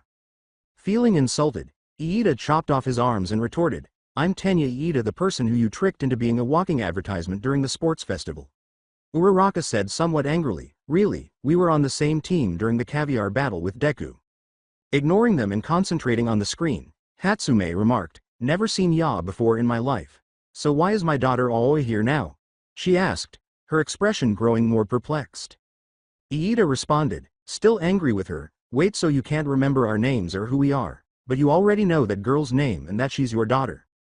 Well duh, I recognized those eyes and hairstyle from anywhere. Almost everyone in my family has those crosshairs eyes and pink dreadlocks, so of course I'll recognize her, plus I always wanted a daughter named Aoi. But why does she have those green end tips and why does she look like those other kids on screen? She inquired as Mina approached her with a sarcastic smile. With Kirishima, Kaminari, and Siro cheering and whistling in the background, Mina exclaimed, well, my fine pink friend. The reason why she looks like those other kids is because those are her brother and sisters, and the reason for those green end tips is because that Izuku Midoriya is the father. Nedzu drew everyone's attention to the screen by saying, now before we continue with this little entertainment, let's get back to watching the Midoriya kids. Besides, it seems like Aoi is getting into the swing of things, he said, laughing to himself. Alongside Aoi, woohoo, was Aoi's scream as she smiled and swung her hair from building to building. After swinging around another building and spotting a pair of pointers below, she concluded, I'm so glad I took swinging lessons from Uncle Zero. As she prepared herself and landed in front of the robots, Aoi told herself, time will show them what I can do. The robots swiftly approached her after locking onto her. Before using the remaining 4 dreadlocks to lash and grab a few of the robots and slam them into one another, Aoi used 4 of them to lift herself off the ground and crawl forward. The robots that managed to avoid the hair onslaught attempted to get close to Aoi, but the girl totally destroyed them with 1-for-all power kicks. Soon after, more robots arrived and started to crowd her. As she attempted to eliminate more of them, Aoi exclaimed angrily, "Damn it, there are too many of them." She kicked a robot back and coiled her 4 dreadlocks, which held her up like springs, saying, "I can't use all of my hair while I'm raised up like this. I need to gain some distance and get my feet on the ground." She then launched herself back to a safe distance, but the robots came running at her as soon as she did. She was at a very safe distance when she landed, and she used her hair to create 2 long pigtails by tightly wrapping them around one another. Using one of them, she grabbed a manhole cover to use as a shield. She then took a tiny cube out of her pocket, pressed a button, and it unfolded into a huge fist with a big handle that you could put your hand in like a glove. As her pigtails were now equipped with a giant fist in one and a makeshift shield in the other, Aoi declared, "I'm so glad I brought my dynamic fist with me even though it is a prototype." She was now armed and dangerous. As she extended her fist toward a robot, she remarked, "I hope I don't get any motor oil in my hair." Viewing Space Hatsume, looking directly into Midoriya's face, said, "So you mean to tell me that Mr. 10 million points over here is not only the father to my daughter but also the father to rest of those children who each have a different mother?" Uraraka tried to pull the girl away from him but was unsuccessful, so he gave up and got a pat on the back from Sue. "It's Izuku Midoriya, not Mr. 10 million Hatsume, but yeah, it's true," Midoriya said, blushing profusely from Hatsume being too close to him. "And could you please not be that close to Deku, you're making him uncomfortable." With more attention to her daughter's glove than her peculiarity, Hatsume remarked, "Well, you're going to have to tell me why our daughter here is doing that, and when she gets back I really want to find what that glove is." Kaminari told his friends Kirishima and Zero, "Really, she isn't freaked out that her future daughter is here or that she's in a harem with Midoriya with 3 other girls. I don't know, man, from the way she looks like she doesn't get bothered by anything at all," replied Zero. "I know, right? One time I saw her." Kirishima stopped when he noticed his friend Bakugo was silent and wearing a frustrated look. He said, "I'll be back, guys. I just need to check on something," as he made his way to Bakugo. "What the hell do you want?" Bakugo growled as he saw Kirishima approaching him. "Is everything alright, bro? You've been standing here all quiet like and it's really unusual," Kirishima said, glancing at him. Bakugo growled back at him, "Why the hell should it concern you? So get lost." As he returned to his friends, Kirishima said, "Well, then, have it your way. If you need to talk, just come on over." Bakugo continued to watch the Deku brats battle the robots, thinking to himself, "Fucking shit hair thinks there's something wrong with me." As he watched the blonde girl with glasses fight, he continued, "Damn brats think they're the shit because Deku's his number in their shit future, but I'll make sure that I'll become number 1. As he popped tiny explosions in his hands, he concluded, "And I'll get back at that blondie for making a fool of me." As Uraraka observed Hatsume in her Deku personal space, she sighed to herself and asked numerous questions, drawing Iida and Sue's attention. "Something the matter, Uraraka?" Iida inquired, worried about his friend. Sue asked her friend, "Is this about Hatsume Ochako-chan?" After noticing that Uraraka was preoccupied with the Hatsume. Uraraka moaned, "It's just that she's always in his face and they have a lot in common as well." Is it that obvious?" she concluded with a sigh. "I'm pretty sure Hatsume means well and Midoriya has a lot of great qualities that gained her attention," Iida said. "It's just that compared to me Hatsume is a lot better, plus he's also had a child with Melissa and another girl who probably is more interesting than me," Uraraka said. As she consoled her best friend, Sue remarked, "You don't have to worry like that, Ochako-chan, you have a lot of great qualities and I'm sure Midoriya-chan has a lot of love for you and the others." With a small smile, Uraraka remarked, "You mean that Sue, knowing Midoriya, yes, and maybe you, Hatsume, and Melissa should get together so you three can get to know each other a lot better." Sue offered the idea. With a determined smile, Uraraka said, "That's a great idea, Sue, that'll be perfect," and proceeded to approach Hatsume to persuade her to spend time with him. Iida responded, "Oh, yeah, it is," to Sue's statement that, "This is going to be a long semester." Island the lecturer concluded, gathered his belongings, and left with the other students, with the exception of one, saying, "Okay class, your next test is tomorrow and I hope you study well. Remember to study tonight and make sure you're on time, that's all. In the rear of the classroom, a tall, attractive blonde girl with blue eyes was packing her belongings. Her name was Melissa Shield, and she had not been enjoying her time on the island since the villain hostage situation. Winona, Lynn, would you guys like to study tonight? Melissa asked her friends. Lynn hurried off after saying, Oh, I'm so sorry, Melissa. I have to help my dad in his workshop tonight. Winona left Melissa behind and said, Yeah, and I have to take my pet parrot to the vet today, so sorry. Melissa sighed as she packed up and left the classroom, saying, Of course they don't want to be around me. Many of the other students were whispering to each other and staring at her as she walked down the hall. I can't believe they're still letting her go here. They're probably keeping her to make she doesn't do anything. I bet her dad was a villain from the start and was waiting for a chance to take down All Might. Every comment that Melissa heard hurt more than the one before it. Melissa went back to her dorm room, set everything aside, and started sobbing quietly on her bed. She calmed herself and said, This is the worst. They all think I'm going to be a villain. What am I going to do? Not even my friends want to be around me, and her father is still under house arrest. As she gazed out the window, she sighed to herself, What am I to do? A green bush caught her attention, reminding her of the hair of that adorable boy with freckles and green eyes who saved her, her father, and helped stop that villain along with Uncle Might. She thought, maybe I should leave the island and move to somewhere new, but where? Deku, she said to herself when her uncle called on video. All Might in his slender form appeared in front of her as she stood up, went to her computer, and clicked on the video call. She was concerned about her uncle facing that superhero after witnessing the Camino Ward incident. In an attempt to conceal her tears, she said, Hello Uncle Might. Hey Melissa, I'm sorry it took so long for me to contact you, I had other things to do at UA, he responded. Not a problem Uncle Might, I'm just happy that you're still alright, she replied. All Might inquired, concerned about her, so how have things been since the incident happened? Not too good, everyone thinks I'm going to be a villain because what my father did, not even my friends want to hang out with me anymore and father is still on house arrest until further notice, she said. Melissa was interested in hearing his thoughts, so All Might went on, Well, I'm sorry to hear that, but there's still hope. As Melissa was taken aback by the suggestion, he concluded, I discussed it with your father and we both decided that it would be best if we traveled to Japan and visited UA. As All Might continued, I know it may seem out of the blue, but your father didn't want you to be in the same barrel as him for what he did, and he thinks you going to UA would be the best option since you made friends with a few of my students. Uncle Might, I don't know, she said, and All Might concluded as Melissa considered this choice. She blushed as she recalled that following the fight, Deku's shirt came clean off, exposing his torso, giving her a clear view of his muscles. It would be best for me to go to UA because I can still help design and build support gear at their studio department, and plus I can be with my friends that help me stop the villain including Deku, she said. Melissa said, I think moving to UA would be a good idea, so I'm in, as she pulled herself out of her reverie and turned to face her uncle. Why am I thinking about him like that? That's great Melissa, Nedzu has already filled out your paperwork to move here, so you should be able to move here in 2 days. So soon, she uttered. Also Nedzu said don't worry about your classes because you'll be able to have the same class as her and will be taught by him, he said. She waved goodbye to Uncle Might and started packing right away, saying, Wow, thanks Uncle Might, I can't wait to be there, see ya soon. I can't wait to be at UA with my friends, I bet it's going to be so exciting.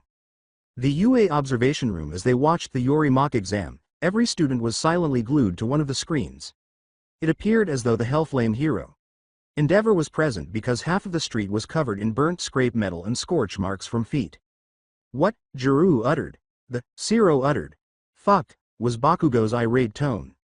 Aizawa nodded when Nedzu said, Shota remind me to call the fire department before lunch today.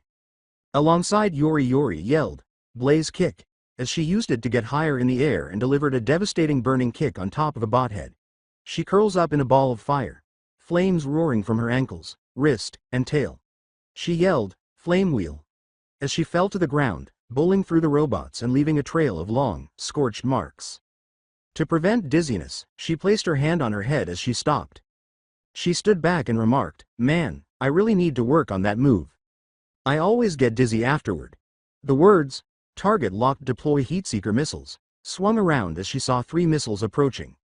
Pulling her left arm back and thrusting it forward, she smiled as she sent a stream of flames toward the missiles, resulting in a massive explosion.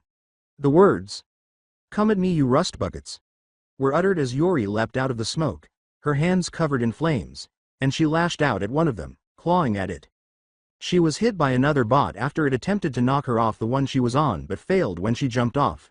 She yelled, "Take this, fireball," as the tiny fire bell around her neck brightened and she launched fireballs from her mouth in the direction of the destroyed robots.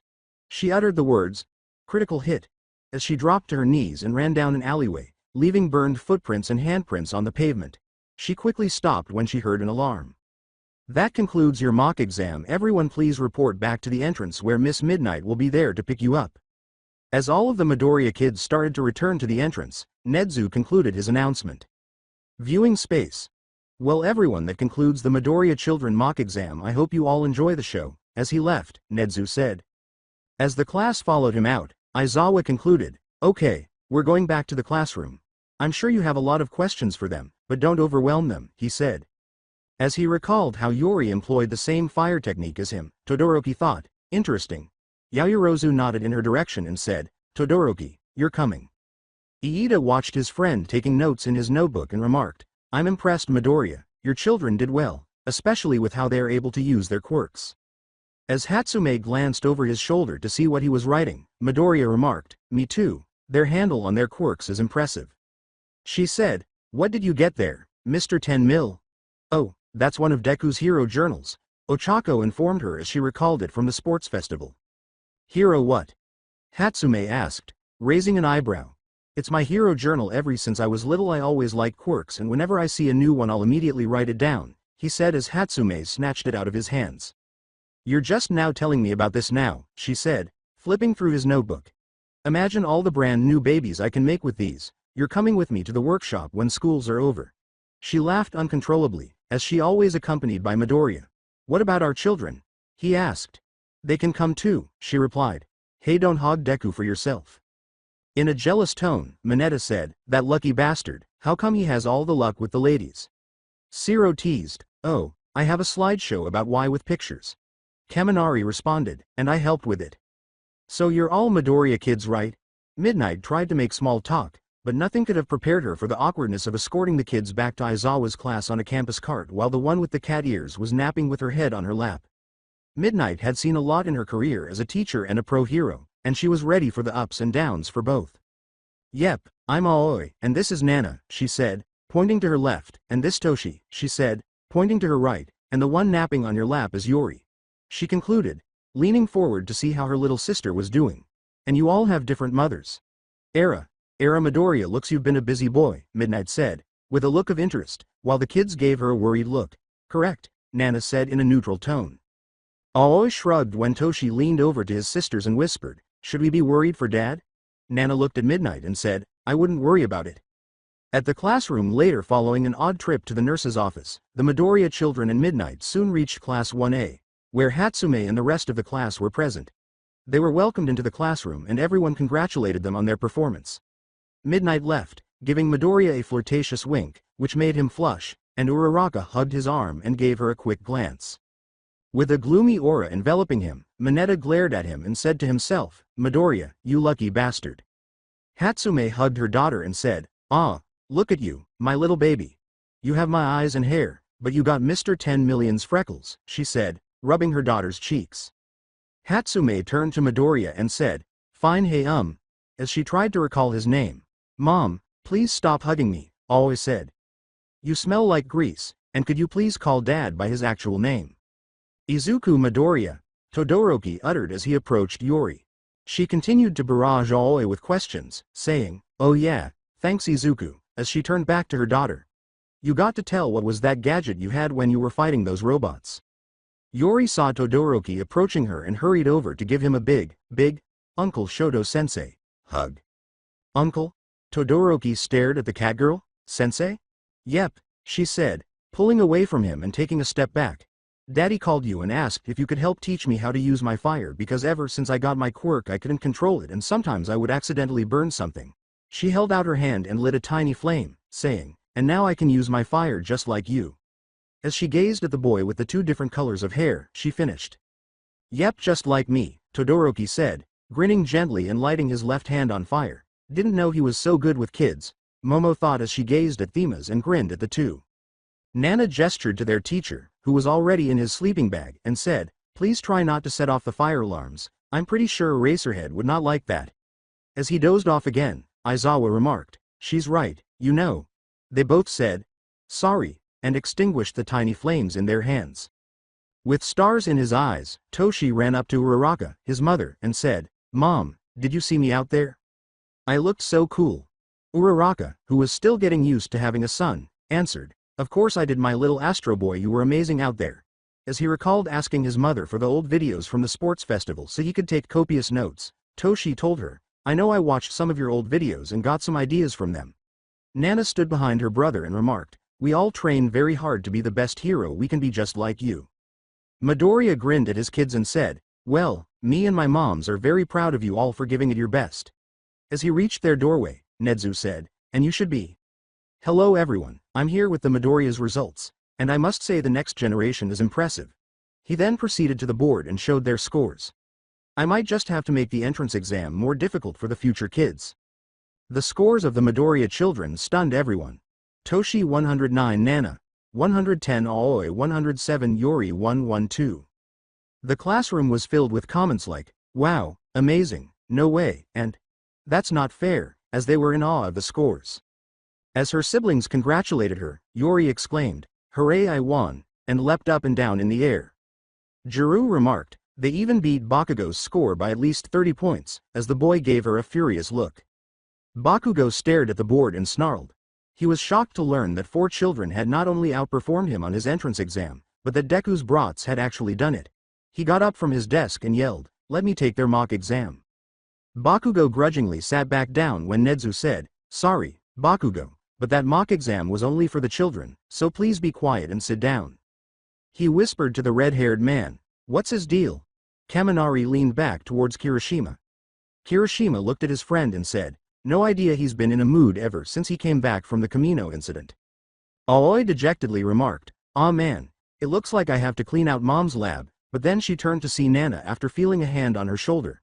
She concluded, "Don't worry, I'll help you clean up Mom's lab this time." Her younger sister grinned and expressed gratitude. "What, I get my own lab?" Hatsume exclaimed, putting her face in Aoi's. Hatsume shook her daughter in an attempt to elicit information. "Tell me, what's it look like? Have I built a ton of babies in there?" "I mean, of course I have, but come on, tell me, tell me, tell me." The antics of Hatsume make everyone perspire. With everyone else nodding in agreement, Tokiyami looked at the two and said, "Even though Aoi is the child, Hatsume is the one who is acting more like the child than her." Nana pondered for a moment before responding, "Well, if the exam was a real entrance exam, we would have competed with other participants for the points as well. So since we only compete against ourselves, so of course our scores would higher." Toshi turned to Nana and asked, "Do you think we could have gotten more points if rescue points were included?" Yori and Toshi listened to her muttering furiously. Uraraka leaned in his direction and remarked, "I suppose muttering runs in the family, huh, Deku?" Deku rubbed the back of his head and blinked. "Yeah, I suppose it does, doesn't it?" he said. "Well, now that the scores have been given, I want you all to be ready for your hero class later today after lunch." Nezu continued, "Not only will all of you be able to go against the Midoriya kids, but at end Eraserhead will explain a special assignment that you all will be working on tomorrow during the hero class." Nezu concluded as he headed toward the door. As he made his way back to his office, he concluded, "You all now dismissed for lunch now." There was silence as everyone wondered what the special assignment might be, but Yori broke the ice by yelling, "Meet," as she hurried out of the classroom and made her way to the cafeteria. The words, "No running in the halls," and "If you wish to be a future student of UA, then you must respect the halls the seniors once walked," propelled Tenya out of his reverie as he ran after Yori while chopping his hands in the air. As he followed her through the hallways, he said. As they gathered their belongings and left, that seemed to shake everyone out of their reverie. As he grabbed his backpack and left with his friends, kids, and future wives, Midoriya remarked, "She must really like meat, huh?" As he accompanied his father outside, Toshi remarked, "Oh yeah, especially steak and fish." Midoriya saw Hatsume moving in the opposite direction. "Hatsume, do you want to come eat lunch with us?" When Aizawa crept out of the classroom, still in his sleeping bag, like an inchworm, and made his way to the teacher's lounge, Hatsume turned around and said, "They want to eat lunch with me. Sure, I just have to go let Powerloader know where I've been because I've sorta just left out of the blue." He finished as he crept down the hallway. "I've already told Powerloader where you were, so stop wasting time and go to lunch." "Come on, Mom, Let's go eat, Aoi said as she ran to her mother and grabbed her arm to accompany them to lunch. Hatsume uttered the word, huh, while being escorted to the cafeteria. The hero lunch rush, a chef wearing a chef hat that covered his face and had a long tube emerging from underneath it, declared, "Ah, lunch my favorite period of the day. Is he like a cyborg or something?" A little girl with yellow, untidy hair in two buns, cat ears, a tail, and reddish-orange cat eyes appeared as the lunchroom doors suddenly flew open and a yellow blur hurried in, grabbing a tray. Since he works at UA and knows every student to ensure they receive their preferred meal, Lunch Rush asked the young girl, who are you?" and wondered who she was. The mention of lunch triggers Yuri's cat instinct, and she quickly hides her face behind the tray she picked up with her cat ears folded down, forgetting that she left the classroom alone and in front of a complete stranger. Shyly, she hid behind her tray and said, my name is Yuri Midoriya, and could I please have some steak?" Lunch Rush's phone rang. "Midoriya, now hold on, little lad." He turned to the girl in front of him and said, "Hello. Principal Nedzu." Yes sir." Yeah, okay. Okay Midoriya, how would you like your steak?" he inquired. "Medium rare please," was Yuri's response as she extended her tray towards the Lunch Rush, lowering her tray until only her eyes were visible. "Coming right up," he said, preparing her meal and passing it to her. She thanked him and proceeded to locate a table. She was sitting alone at a table, feeling anxious, as more students soon began to arrive. As they walked to get food, everyone was ogling her. As they walked past her, the other students remarked, "Who is she? She looks too young to be here. Look at those cat ears, and she's so cute." Since she ran off alone, Yuri was feeling anxious. Normally, she would have eaten her steak by now, but she usually does it with her family. She took out her phone and plugged in her headphones to help her relax until the rest of her family arrived. She browsed through her playlists until she came across her favorite pop song from her future, which was performed by a well-known and authentic Vocaloid. Seiyu, a pink techno-like mermaid with white hair with two pink streaks and a yellow turf of hair in the front, is the singer depicted on the song cover. Until the rest of her family entered, Yuri was able to enjoy her steak and ignore the other students. Tenya soon came in search of the girl in question, discovered her alone at a table, and brought her attention. Tenya whispered the final line to avoid any questions. "Yuri, you shouldn't run off like that, especially if you don't know the area and aim to go to this school in the future." Yuri smiled and said, "I'm sorry, Uncle Tenya, but it won't happen again." After giving her a quick glance, Tenya sighed and said, "Just try to be more responsible from now on." He then left to go wait in line. Hatsume entered and lined up after the other members of Class 1A as Nana observed her younger sister tearing through the piece of meat. She remarked, "I see Yuri already got her steak." As he watched in wonder at the little chow down on the steak, Kirishima remarked, "Man, she must really like meat." Nana responded, it's part of how her quirk affect her body, while Kirishima appeared stunned by the response. H questioned, "Affect her huh?" "She's right depending on what the person's quirks are or how they were born," Aoi continued, mentioning that she herself liked quirks, can affect a person's eating habits or in rare cases a person could be born with a birth defect that causes their body to not be suitable for their quirks. As she said this, Midoriya noticed that Aoyama flinched and appeared unsettled by the information. She asked, "Where did she pull that out from?" Yaoyorozu asked. When Uraraka saw the notebook, she thought of the notebook Deku had shown her at the sports festival and exclaimed, "Whoa, you have one of those notebooks like Deku." She closed it and revealed the cover, which read, "Quirk Notebook Number 4. Yep, like my dad, I have my own hero notebook, except this one is just full of quirks, their functions, classes, and possible uses for the quirks and ideas." As he took out his hero notebook, Deku exclaimed, "Amazing. It's just like mine. Do you all have one?" he asked, and Nana and Toshi nodded before taking out their own notebooks. "Yep, of course," Toshi and Nana replied. Yaoyorozu asked again, "Now where did they pull those notebooks from?" But they disregarded her and went on, deflating her as Jiru placed a hand on her shoulder. "So what do they have in them?" asked Midoriya as she gazed at the other notebooks. Toshi opened his and looked at a page that looked familiar, a one that featured a hero. "I'm a huge hero fan, so mine notebooks contain an assortment of different heroes including their hero names, popularity, rankings, status, costumes, and what kind of hero they are from combat to support to rescue," he concluded as he attracted the interest of people around him. "Am I in it, really?" asked Siro, who was followed by Kaminari, Toru, and Mina.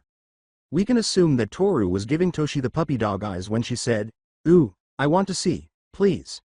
As Juru held out her jack to him and gave him an ear blast, Kaminari remarked, I want to see how popular I am, especially with the ladies. Mina pleaded, I want to see what kind of costume I went through.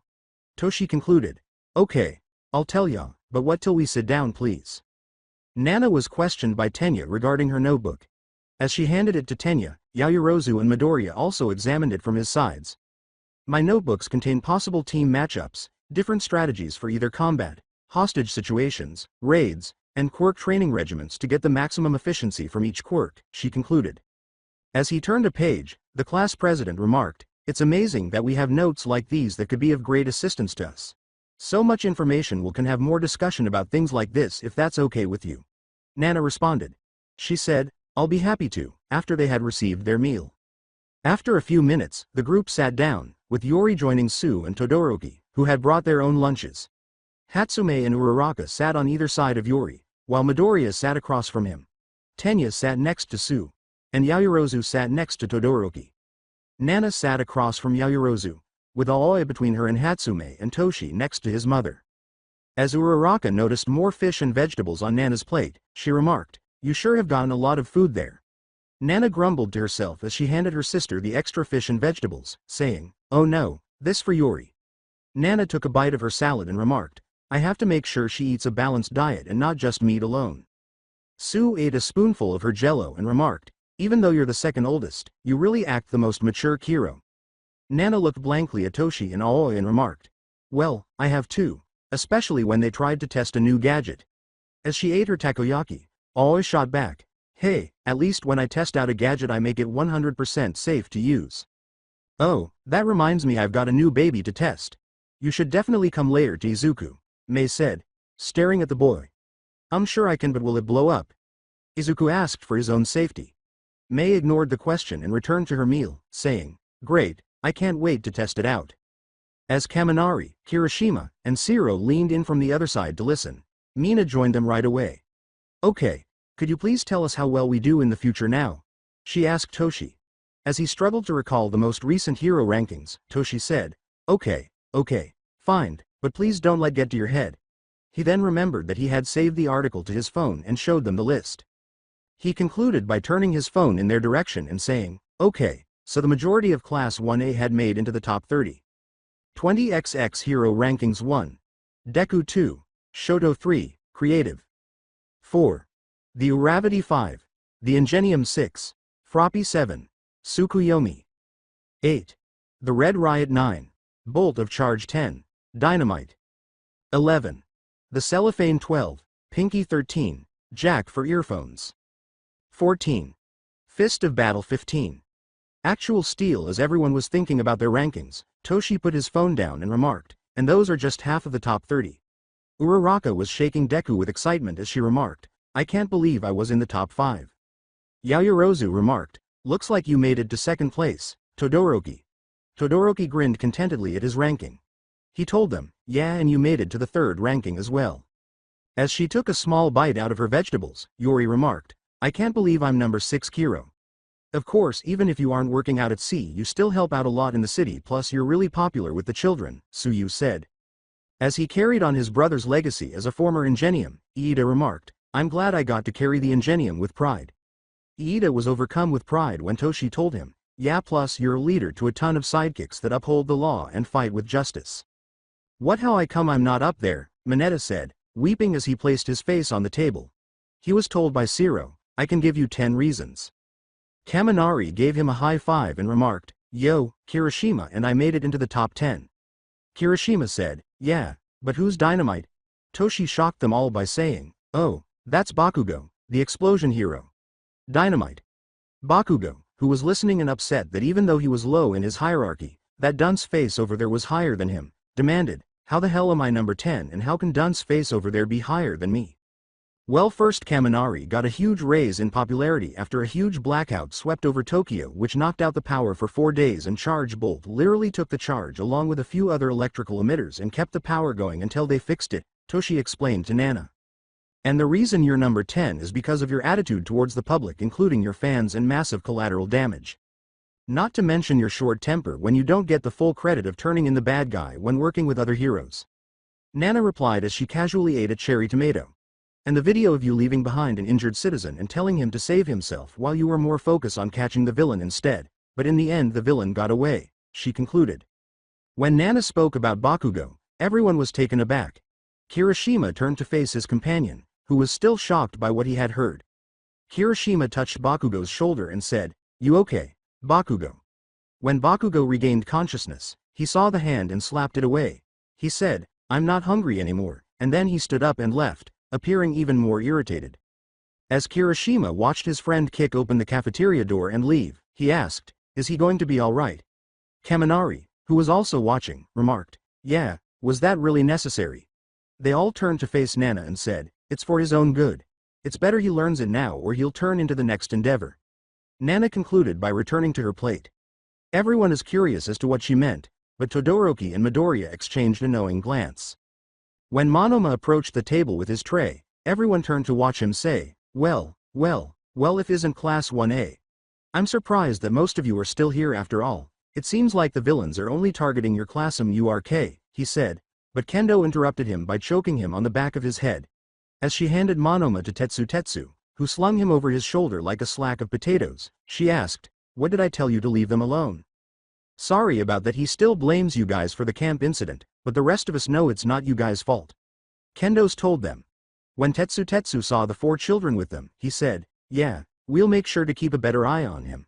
He pointed to the children and said, "Hey, who are those kids with you?"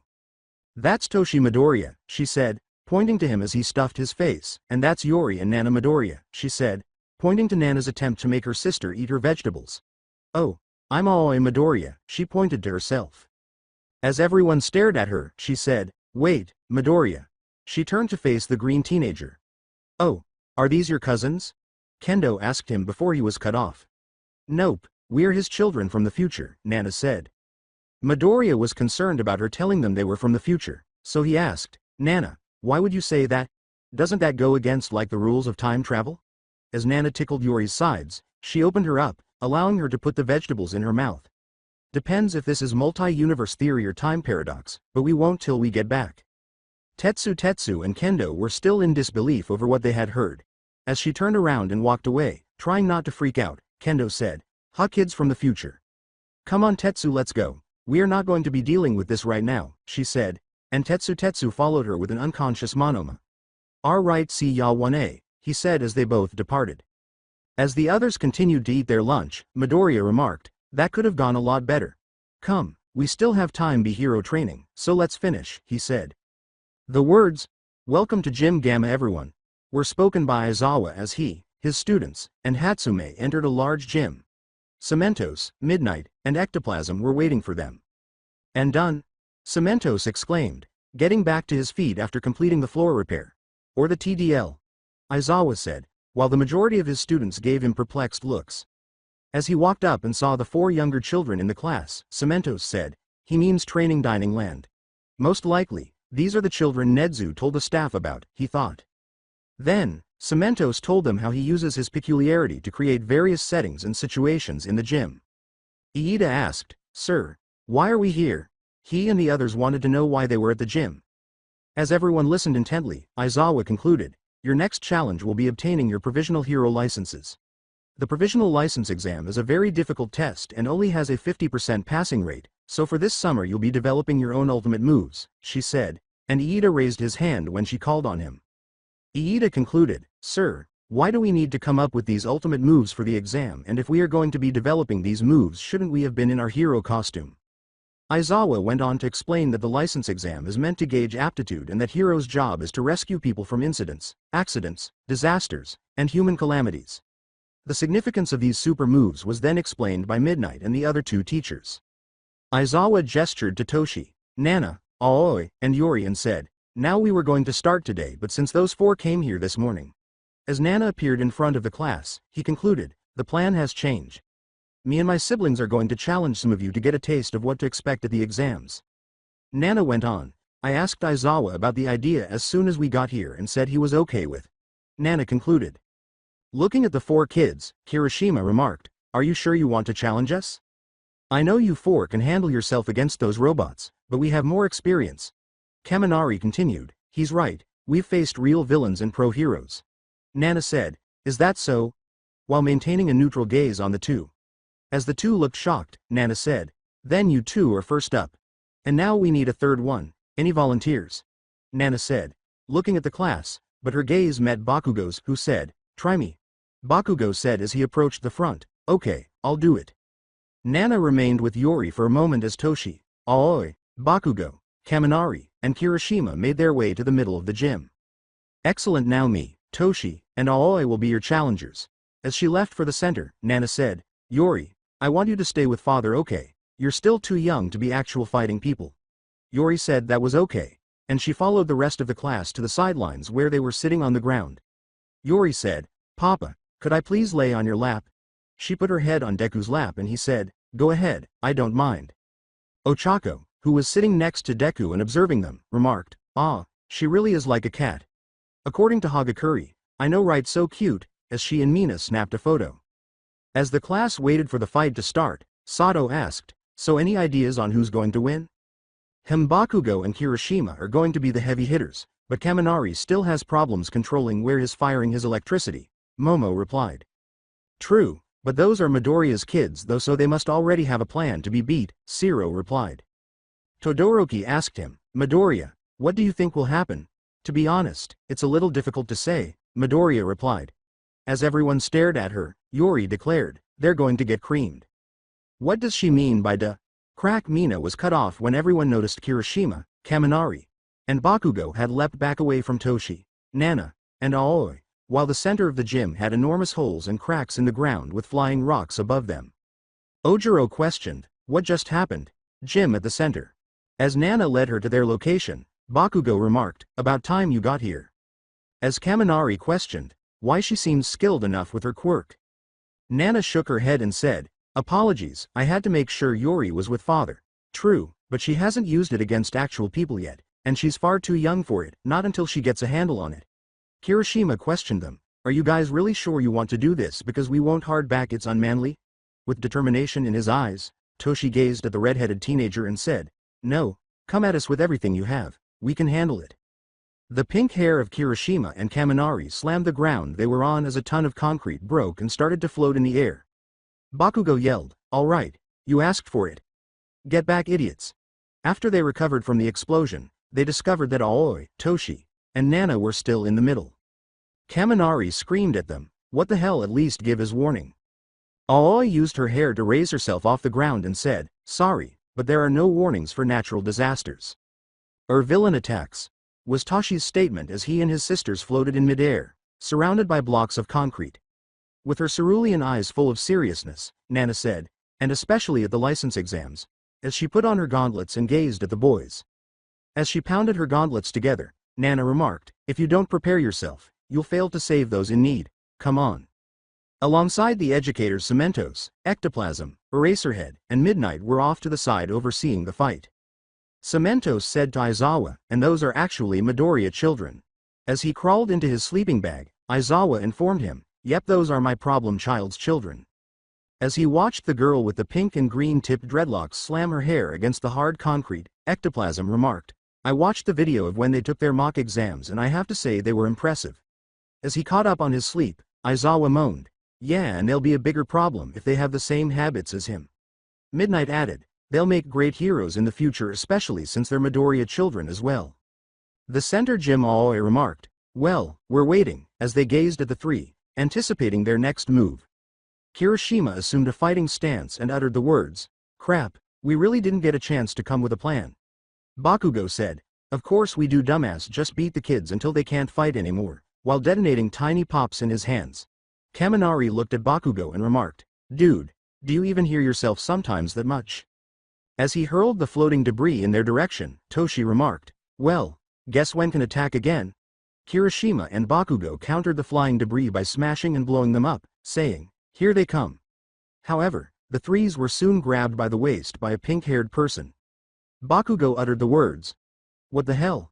As he, Kirishima, and Kaminari were lifted and crashed to the ground. Kaminari lay on the ground and uttered the word, OWWW. What happened? When Toshi saw their opponents lying on the ground, he shrugged and said, I'll always wonder why people never start off with their strongest attacks first. As she pulled her hair back, Aoi remarked, I know right why build up to it. Anyway, you think they're done? She asked. Nope, Nana said, seeing Bakugo immediately get back up and charge at her before she threw herself at Bakugo. Bakugo said, I'll make you go cry home to your mommy. As he was about to detonate them. Before Bakugo could hit her, Nana grabbed his arm and judo flipped him, knocking the wind out of him as his back struck the ground. My mother won't be here until that next few chapters, Nana said. As Aoi and Toshi hurried to confront Kaminari and Kirishima, Nana remarked, you two go handle the other two, I got him.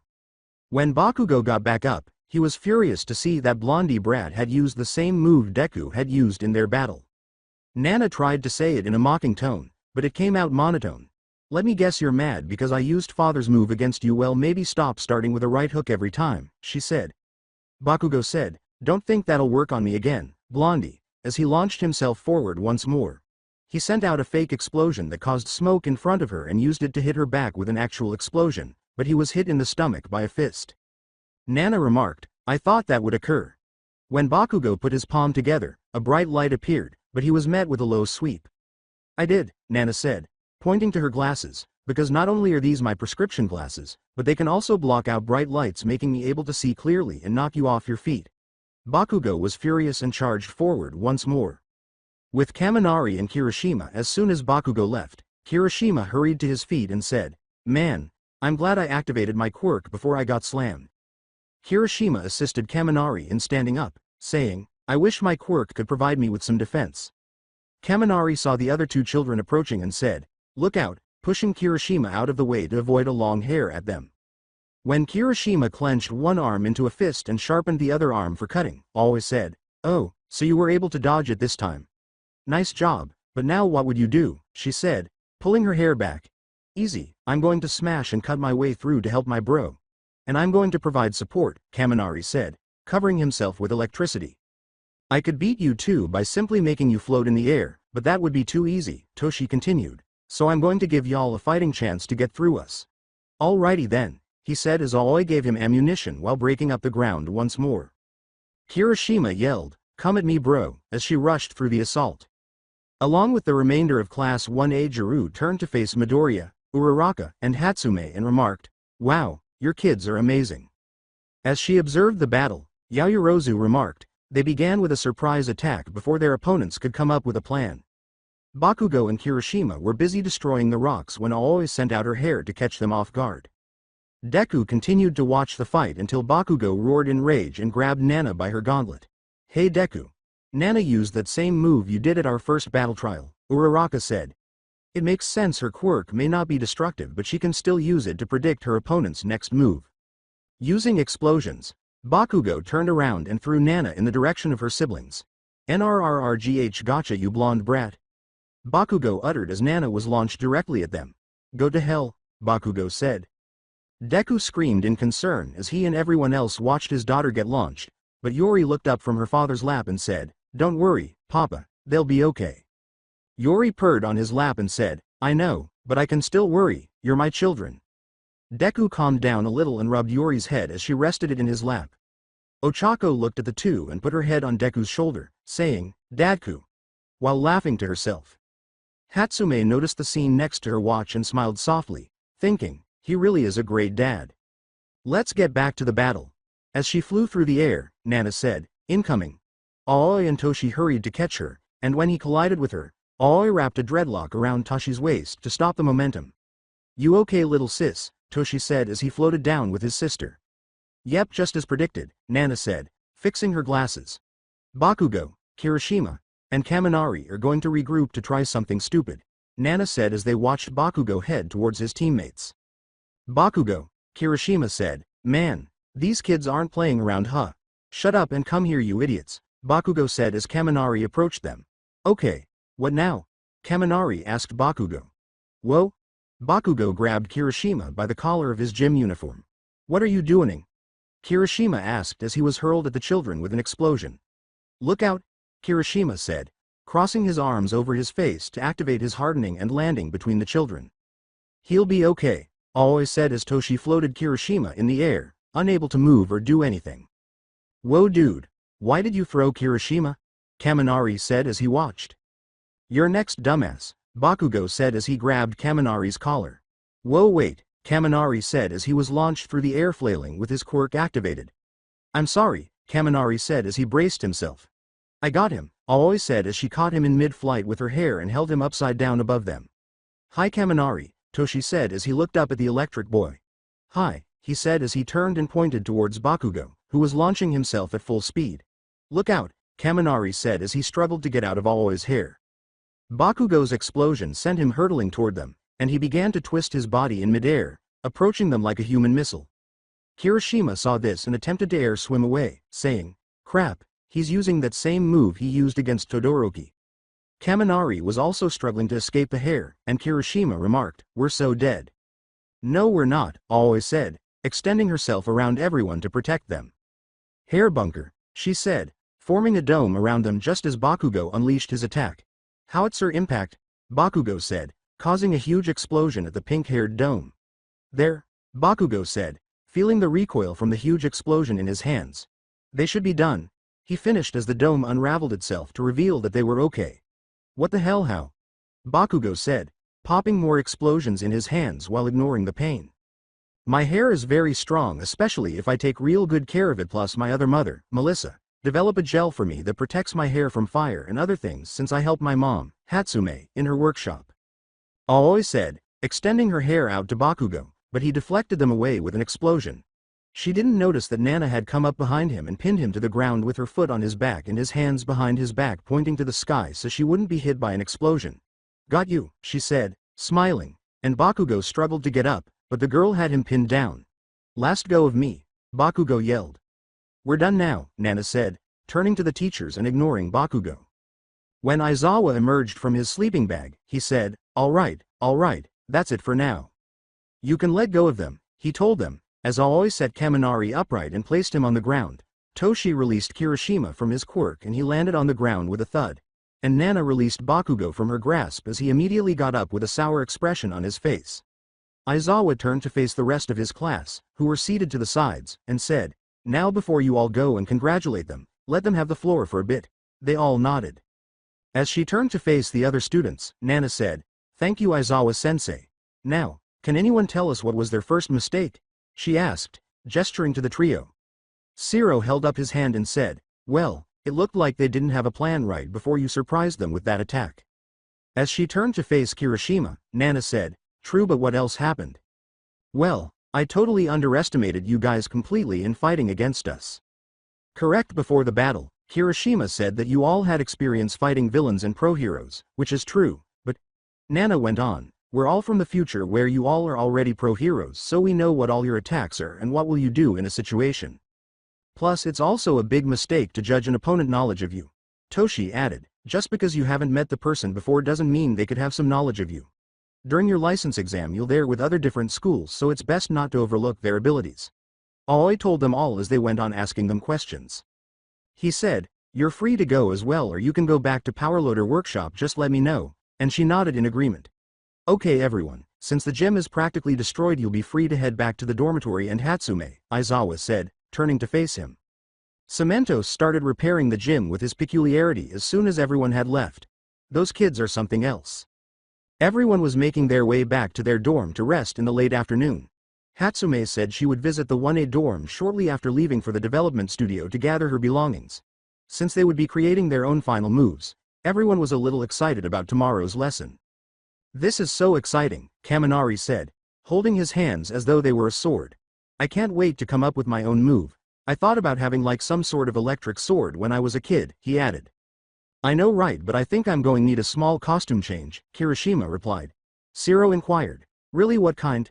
Well, I was thinking about some soft arm sleeves so that when I carried people they won't get hurt by my hardening, he concluded. Nana remarked, that's very considerate of Kirishima, since she and her siblings had already decided not to discuss their new moves and costumes. That's a pretty good reason, Ojiro replied. I want to come up with a move too, but can't do much with a tail that's unique.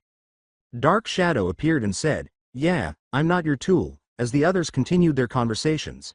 Tokiyami concluded, I'm sure you'll come up with something. I for one need to cover my defenses at close range. I can't keep relying on Dark Shadow to fight my battles, he said. Izuku, who was still getting used to saying her first name, blushed and asked, How about you, Ochako? I need to increase the time I can myself floating, and I'm thinking about having some nausea pills on me so I won't have to worry about me vomiting after a while. What about you? She inquired. He recalled that he might lose his arms if he continued to use his quirk at 100% for a few more times. Well, I was thinking about some arm braces so I won't put too much strain on my arms. She was about to ask him a question when Yori interrupted, recalling how badly his arms had been damaged during the summer camp when the villains attacked. What are we going to eat tonight, Daddy? Yori asked, pulling on his sleeve. In reflection, Midoriya said, I don't really know, that was practically destroyed this morning. Toshi said, Ooh, could we please have some pizza? Aoi added, Oh, that sounds so good, I'd like some pepperoni and sausage. Jiru sniffed the air and said, Hey, what's that smell? Mina was already drooling when she remarked, Whatever it is, it smells delicious. Recalling that the kitchen had burned down this morning, Shiro remarked, I thought the kitchen was out of commission this morning, but it smells like it's coming from our dorm. Hagakure remarked, Wait, if the kitchen burned down, then who's cooking? As everyone hurried to their dorm out of curiosity. Everyone started to run faster as the aroma of the delectable food grew closer to the dorm. When the class rushed through the front door, they saw Principal Nedzu sitting at a table sipping tea, All Might, and a short, plump, green-haired woman in the middle of cooking. Mom, Grandma, was what the Midoriyas said, wondering why she was cooking here. As she stirred a pot of noodles, Inko said, Hello everyone, my name is Inko Midoriya. Iida initiated the conversation by asking Nedzu, Sir, why is Midoriya's mother here? As he reached inside his coat jacket to pull 4 passes, Nedzu took a sip of his tea before answering, Well, you see, Iida, I informed Ms. Midoriya that she'll be staying here for the time being as long as the younger Midoriyas are here to watch them while you all have your classes. He then proceeded to the younger Midoriyas. As he handed them the passes, he concluded, These passes will allow to access the campus, but only if you have permission for Inko to do so, and either her or a teacher have to supervise you. As he and Yori gazed at it with stars in their eyes, Toshi exclaimed, This is so cool. Nana accepted it and bowed, saying, Thank you, sir. Iida felt a chill run down his spine as always said, I'm so going to use this to visit the development studio to help my mom. Yaoyorozu questioned him, Sir, where would the Midoriyas sleep if they were going to be staying here? Nedzu motioned for the students to follow him up the stairs and stated, Well, there has been a change in the dorm living spaces. As they arrived at the top floor, which had one door on one side and another on the other, Nedzu stated, Mrs. Midoriya will be staying on the vacant second floor for the time being in the new expanded rooms. He concluded by saying, Izuku and the other Midoriyas will be staying on the very top floor, while the younger Midoriyas will share this room and Midoriya will have this room. The room turned out to be fairly spacious, with a large bed that could accommodate a lot of people and a private bathroom. As the principal turned to face him with a tiny sparkle in his eye, Midoriya turned to the bed and asked, Sir, why is the bed that big? Well, I thought you'll enjoy living in the same room with your wives, said Nedzu to them. After learning that they will be sharing a bed with Hatsume and Melissa when she arrives, Midoriya and Uraraka both flush a lot. So is Hatsume is going to be living in the same dorm as us as well, Ribbit? Suyu inquired. That's correct, Asui. Both Hatsume and Melissa both will be living under same roof as you all as Yori mother as well. While Mina was making fun of Uraraka for having a crush on her, Kaminari and Mineta both had a slightly jealous look in their eyes as they gazed at Midoriya. As they made their way back down to the common area, he concluded, Now that you all know the situation, I suggest you all go back downstairs to enjoy the meal the Mrs. Midoriya has prepared for you. Upon their return, they discovered All Might assisting Midoriya's mother in the kitchen. As All Might chopped the onions, Inko reminded him, and if remember, chop the onions real good to get the best flavoring. Right, he said, observing his pupils. Mina leaned into Midoriya, who was also coming to a conclusion, and said, Looks like All Might is getting real close to your mom, huh, Midoriya? As they hurried to their location to savor the prepared food, he said, I see you're ready to eat, come on and the feast. I know, right, I could eat this all day, said Shiro as he was eating his plate of curry. Man, Midoriya, your mom's cooking is the best, Kirishima remarked as he gobbled up a bowl of beef stew. As they ate, they simply fell in love with the home-cooked food that Inko had provided. As she filled everyone's plates, Inko said, Thank you, I just wanted to make sure you all get a good meal tonight. Your principal said you all will be developing super moves, so I went ahead and whipped up something, she concluded, setting down the pot and walking to where her son was seated. So you must be very close friends of my son. Let's see, Ida, Asui, Todoroki. And you must be Uraraka. As she continued, Aizuku talks about you guys a lot, especially you. Midoriya was eating his katsudon with his kids. Uraraka was eating a bowl of rice and some sushi. Iida was eating his beef stew. Todoroki was eating a plate of soba. And Tsuyu was eating a plate of curry as well. Midoriya noticed his mother approaching and scooted over to accommodate her. Iida told her, Midoriya has been a true friend to use and we're glad to have him. Uraraka responded, yeah, I don't think I would have been here if it weren't for Deku, while Inko gave her a worried look. Deku. Inko said, perplexed as to why one of Izuku's wives was referring to him by that name. While Uraraka was thinking, Deku finished his bite of katsudon and said, don't worry mom, she calls me that in a good meaning as in you can do it. He added, it was thanks to her that I was able to use it as my hero name. Uraraka looked away in shame and waved her hand frantically. Oh, it's nothing really, it just sounded like a you can do name, Uraraka said. Oh, I see, thank you, Inko said. As Midoriya and Uraraka both had a huge flush, Inko said to her, even so thank you, I can see why my son was smitten with you. As she started eating, Inko noticed that Todoroki was quietly enjoying the soba. I see you like the soba Todoroki, Inko said, looking up and giving her the thumbs up while he continued to slurp his noodles. I guess that's his favorite, then I'll make some more tomorrow. Everyone was chatting and enjoying the food, including Bakugo, who was relishing the spicy noodles, and All Might, who was able to eat large meals once more because of the gummy Nana had given him. As she watched her younger sister devour the katsudon so quickly, always said, slow down, Yori. Don't you remember what happened last time? She asked. Juru overheard always say, what do you mean last time? Well, last time Yori ate her food too quickly, she kinda gets the hic fwoosh Aoi concluded with hiccups, as Yori hiccuped a tiny ball of fire that swiftly dissipated. Fwoosh hic Toshi handed her a cup of water and said, drink some water, Yori. Does this always happen? Iida asked, leaning back slightly to avoid the fireball. It only happens if she eats her food too quickly, grandmother stated. She gets it from her mother who is always too eager to eat something. Curious, Inko inquired, speaking of which, who is Yori's mother anyway? Mina, who was also intrigued, replied, yeah, I want to know too. Is she someone we know? As Yori dropped her fork on the table and everyone turned to stare at her trembling, Yaoyorozu said, I don't think so. Yori has a cat-based quirk along with a flame quirk, so it has to be someone we haven't met yet. As he stood up to console his young cat daughter, Deku said, Yori, is something the matter? It's okay if don't want to talk about it. Yori's cat ears drooped down as she said, no, it's okay. It's just that whenever someone finds out who my mother is, they're afraid of me and avoid me.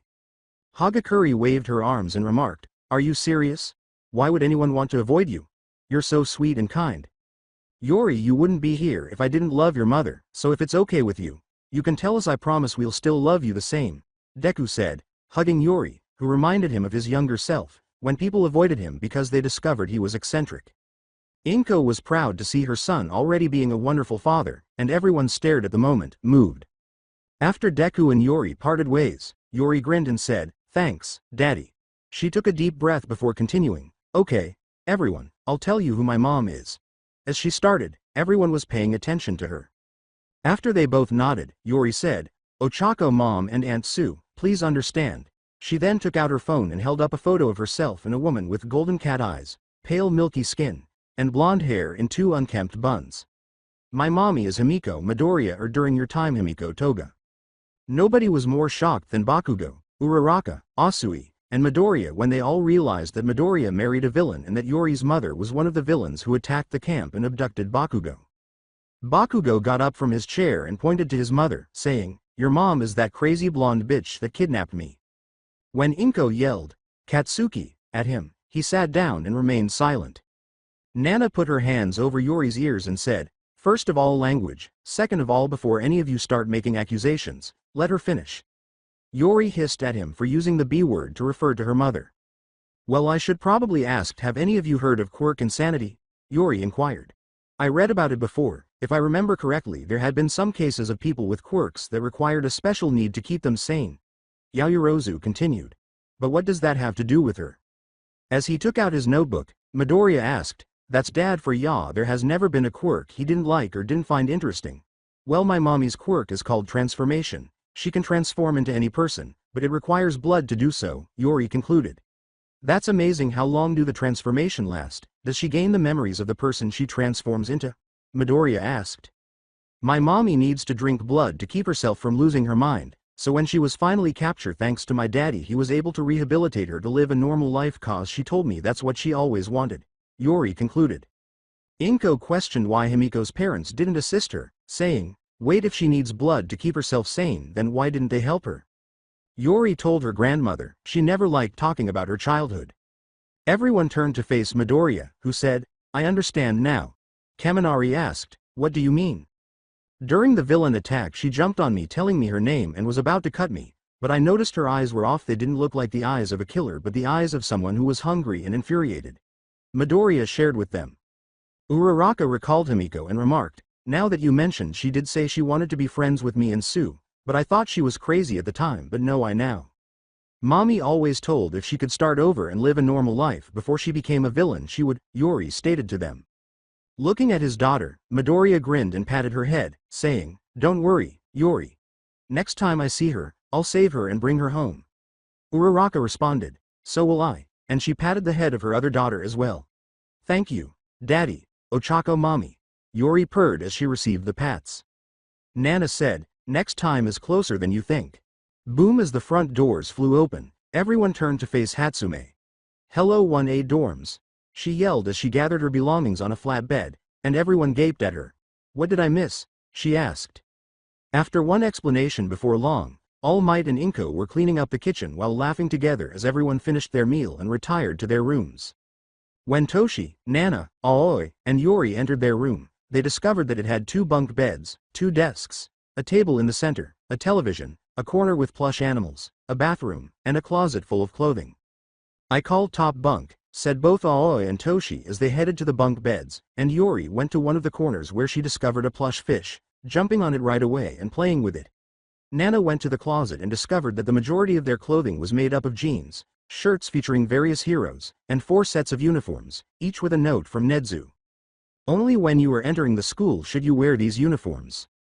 Not bad, Nana said with a slight smile as she took out the UA uniform and held it against her body while glancing in the full-length mirror.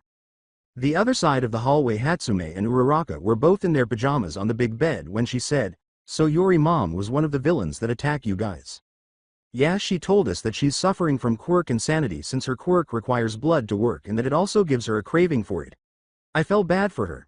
I know that's when she gets I'm going to forgive her, Uraraka said.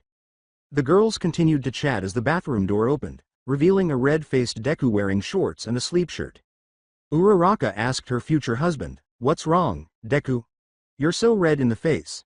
He looked down in embarrassment and said, well, it's just that a lot of things just happened today and now I'm about to sleep in the same bed with 2 girls. Hatsume told them, excited rather than embarrassed, hey, we aren't just 2 girls, we're your future wives. Uraraka covered her face with her hands, but she didn't float away because they were only wearing mittens, and Midoriya appeared to be on the verge of fainting. Come get in here, Izuku, Hatsume said, beckoning him. When Midoriya finally plucked up the courage to crawl onto the bed, she was between Hatsume and Uraraka. See, isn't this nice? Hatsume said, hugging his left side with her boobs pressed against his arms. Also started calling me Mei from now on, she told him as she continued to cuddle him. Ochako saw what she was doing and did the exact same thing, despite her red face. Hey, don't hog him to yourself, Deku thought, so soft. Alongside the youthful Midoriyas as Nana sat on the bottom bunk with Yori resting her head on her lap and being gently petted, Toshi and Aoi were both watching television and flipping through the channels. Man, it's so weird to watch these shows in the past knowing what the outcome is going to be, Aoi said, continuing to browse the channels. Yeah, is this what it feels like to have a quirk yours? Toshi turned to see Nana wearing an expression he recognized all too well. Oh, I know that expression. You're planning something, aren't you? Toshi inquired. I am. Nana replied. We have a rare opportunity to change the outcome of the future and who knows long we'll be here. Nana replied. We can make sure that Uncle Mirio doesn't lose his quirk, save Yori's mother a bit early, and maybe even save Night Eye. She informed them. Yeah, but how would we even? It'll even affect our timeline. Aoi replied. And if we do change the past there's no telling what will change in the future. As she closed her eyes, Nana remarked, that's why time traveling is so a pain. It's hard to tell and predict because we could cause a butterfly effect or it could be multiverse theory, she said, looking down with a hint of sadness. Well, remember what Dad always says, that if there's an opportunity to save someone, take it, Toshi said, and Aoi added, yeah, I can go to the development studio to invent some things our mothers did in the future that could help us. I want to help too, Yori said, looking up at her big sister. Even though I'm small, I still want to help. Aoi asked, so what did you see? Nana closed her eyes and activated her quirk with OFA charging a bit. She called this future gaze because it allowed her to see many outcomes of possible futures with her quirk of precise calculations and OFA activating all at once. As she continued, she saw many paths, both good and bad, and she reopened her eyes once she found one. Toshi cheered as he received it. Let's do this. Let's change the outcome, Aoi said as she stood up and gave her brother a high five. I saw many possible, both good and bad, she told them, but if we do this right there's a 90% chance that it will be good, Nana said with a smile. As they all listened, Nana said, okay, if we're going to do this, we to follow this plan. 7 a.m. In addition to sleeping with his children's mothers, who were both soft and attractive, Izuku had, to put it mildly, the best sleep he had had in a long time. The only issue was that he was stuck between them and was unable to leave.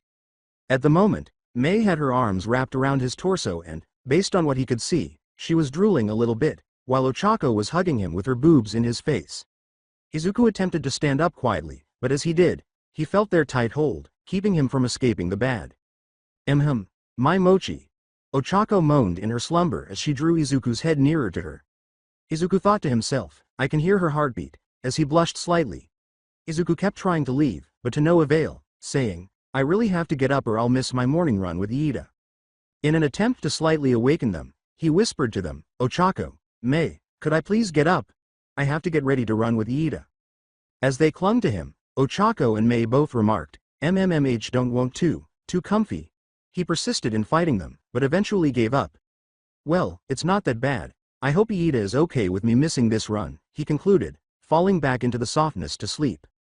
Down below while Inko was preparing to prepare the class breakfast, Iida was downstairs filling his water bottle with orange juice and waiting for Midoriya to arrive.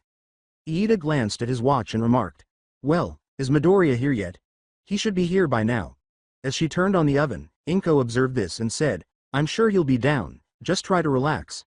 Anyway, can you be dear and help me make breakfast for everyone while you wait on my son? Inko asked. Iida said, I'll be happy too, and went to assist her in the kitchen. Curious, Inko asks him, so, how long have you been friends with Izuku? Well, I could say since after the first day of school. Iida replied with a slightly lowered head, I'll admit I didn't think of him that much when I saw him in the auditorium or at our exam area, he said with a sense of shame. I called him out twice, once for muttering during President Mike's speech and other time when I thought he was trying to distract a fellow examiner. As she cracked some eggs over a bowl and started to stir them, Inko remarked, I'm sure Izuku was just nervous. As he poured batter onto the pan, Iida added, yes, I was nervous too, but I still felt bad for what I did after I started being around more and more. I started to see that under Midoriya's shy and nervousness lies a green and reliable friend, Iida concluded. As she placed bacon strips on a pan in the oven, Inko remarked, well, I'm just glad he has friends this time that love him very much. Iida asked out of curiosity, this time. He didn't mean to delve into Midoriya's past or anything, but didn't he have friends before Ua? Inko placed the bacon pan in the oven. As she assisted with the pancake batter, Inko remarked, well, Izuku didn't have that many friends in middle school, not that I know of. What about Bakugo? Didn't he and Midoriya went to the same school? Iida responded. Yes, they did, Inko sighed, but I don't think Bakugo hasn't been Izuku friends not since Bakugo got his quirk. Concerned that Midoriya had revealed to him and Uraraka that he had known Bakugo since they were young, Iida was about to inquire further but changed his mind after noticing the dejected expression in Inko's eyes. Iida said, I apologize for inquiring about Midoriya's past, while flipping the pancakes. Inko grinned and said, oh, don't worry about it. I'm just glad he has great friends. As Iida noticed Nana, Toshi, and Aoi entering the common area, he remarked, yeah, we'll always be there for Midoriya. When Inko saw the three of them, she said, well, good morning, little ones. The three then sat down at the table and said, good morning. Inko asked them, and where's little Yori? Oh, she's right here still asleep, Aoi replied, pointing out that she was carrying Yori behind her in what looked like a basket she had made out of her hair. Cradling her younger sister, Aoi remarked, it takes a while for her to get up. By chance do you know what's keeping Midoriya? He was supposed to join me on our morning run. Iida responded to them. Yawn as he headed to the kitchen to get plates for everyone, Toshi remarked. He's probably still in bed with our mothers. Big fact they're both big cuddlers and probably won't let him go. Iida remarked. Ah, I see. I suppose we'll go another time. After searching the kitchen's cabinets and drawers for plastic wrap, Nana got the bright idea to run up the stairs to the boys' side. Afterwards soon, the dormitory was filled with the aroma of pancakes, eggs, and cooked bacon, and one by one, everyone descended. As Kaminari, Kirishima, and Shiro entered the common area, he exclaimed, "Man, what's that amazing smell?" Kirishima saw Inko and Iida in the kitchen and remarked, "Whatever it is, it smells great." Inko finished a fresh batch of pancakes and said, "Good morning, grab a plate, there's enough to go around." Mina came down with the other girls and said, "Pancakes don't mind if I do." Before long, all but 2 individuals were down in the common area. Mei and Midoriya Uraraka arrived together, and Midoriya apologized to Iida right away for missing their morning run. Iida assured him, "Don't worry, we can do it later." Nana tried to wake Yori, who was still asleep, by saying, "Yori, wake, it's breakfast time." She was startled when Yori opened up. Yori stretched out her arms and said, "Good morning, Nian," with a yawn. As they were eating breakfast, Mina and Toru both burst out laughing at the sight and then turned to face Uraraka and Hatsume. "So I guess you two must have slept pretty well," said Mina. Her tone was playful as she asked, "Did anything happen last night?" Hatsume seemed unfazed by Uraraka's blush as she recalled waking up to cuddle Midoriya and nearly freaked out. Hatsume, who may or may not have woken up in the middle of the night and felt Izuku up a few times, told them, "It was the best sleep I have had in ages since Izuku is like a big giant muscly teddy bear." "Hatsume," was Uraraka's shout. She told Uraraka, "Oh come on, don't act like you weren't getting your cuddle on too, Ochako," while Mina looked at her expectantly. Sato took a bite and remarked, "I guess it's okay to eat another mama's eggs." As he ate another piece of bacon, Kirishima remarked, "Man, nothing beats home-cooked breakfast. Your mother cooking is so good, Midoriya," he said. As he ate his breakfast, Iida remarked, "It was my pleasure, but remember that Iida helped too." Suyu remarked, surveying the communal space. Ochako said, "Something the matter, Su?" to her best friend. "It just a little bit quiet this morning, that's all." Jiru looked around and said, "Yeah, you're right, Su. Where are Bakugo and that great midget?" At that moment, they heard the 4th scream. Bakugo said, "God damn it," to everyone. As they heard Bakugo running down the stairs, Shiro remarked, "So much for a quiet morning, huh?" Bakugo was furious and clutching plastic wrap in both hands when he yelled, "All right, WHO has the balls to do it." Kirishima got up and attempted to calm him down, saying, "What are you talking about, bro? Someone decided that it would be real funny to prank me by covering my door frame with plastic wrap and have me walked into it." Bakugo yelled. Bakugo said, "So who did it?" while he detonated a few tiny explosions. Everyone stared in silence until he spoke, but no one dared to respond because they either didn't know, didn't do it, or just didn't want their morning to be ruined. PFTTTT. Everyone turned to look at the source of the sound and saw that Midoriya was trying to contain his laughter, but he was unsuccessful. Ha ha ha ha. Midoriya laughed, to the surprise of the majority of his classmates, who had never heard him laugh before. It sounded like the most precious thing in the world when he laughed, and his kids did the same. Nana had a slight smile on her face. Yori was laughing to herself, and Toshi and Aoi were laughing with their father. Inko soon joined them, followed by Ochako and Mei. Before long, everyone was laughing, with the exception of Todoroki, who was grinning slightly. Kaminari kept laughing, saying, "Man, I can't believe someone got Bakugo with that prank." As he leaned against him, Shiro remarked, "That's like the oldest trick in the book." "PFF man, I wish I could have got a picture of that," Toru replied. Ochako quickly stopped laughing and observed Izuku as he carried on laughing with their kids. As she grinned at them, she thought, "It's cute that I've never heard him laugh before." Everyone was laughing at Bakugo, who was still upset that he hadn't received his response. Kirishima led Bakugo to the table and said, "Calm down, Bakugo. This is just a prank. Come enjoy this delicious breakfast that Midoriya mom and Iida made." Bakugo sat down and noticed the blonde Deku brat staring at him with a "gotcha" expression on her face while her head rested on the back of her hands. Bakugo uttered, "Why you little," in a voice that was too low for anyone to hear. In the hallway on the first floor, Mineta was covered in plastic wrap from head to toe and had tears running down his cheeks as he crawled slowly down the hallway toward the stairwell. As he crawled slowly in the direction of the stairs, he asked himself, what did I even do to deserve this? Following breakfast before long, everyone finished their breakfast and pitched in to help wash the dishes. Everyone quickly made their way downstairs after returning to their rooms to change and get ready. As he led everyone out of the dorm, Iida remarked, all right, everyone is here, so let's get going, we have a big day today. I've been thinking of a super move that I think would be pretty sweet, Kaminari said, and I can't wait for hero class later today.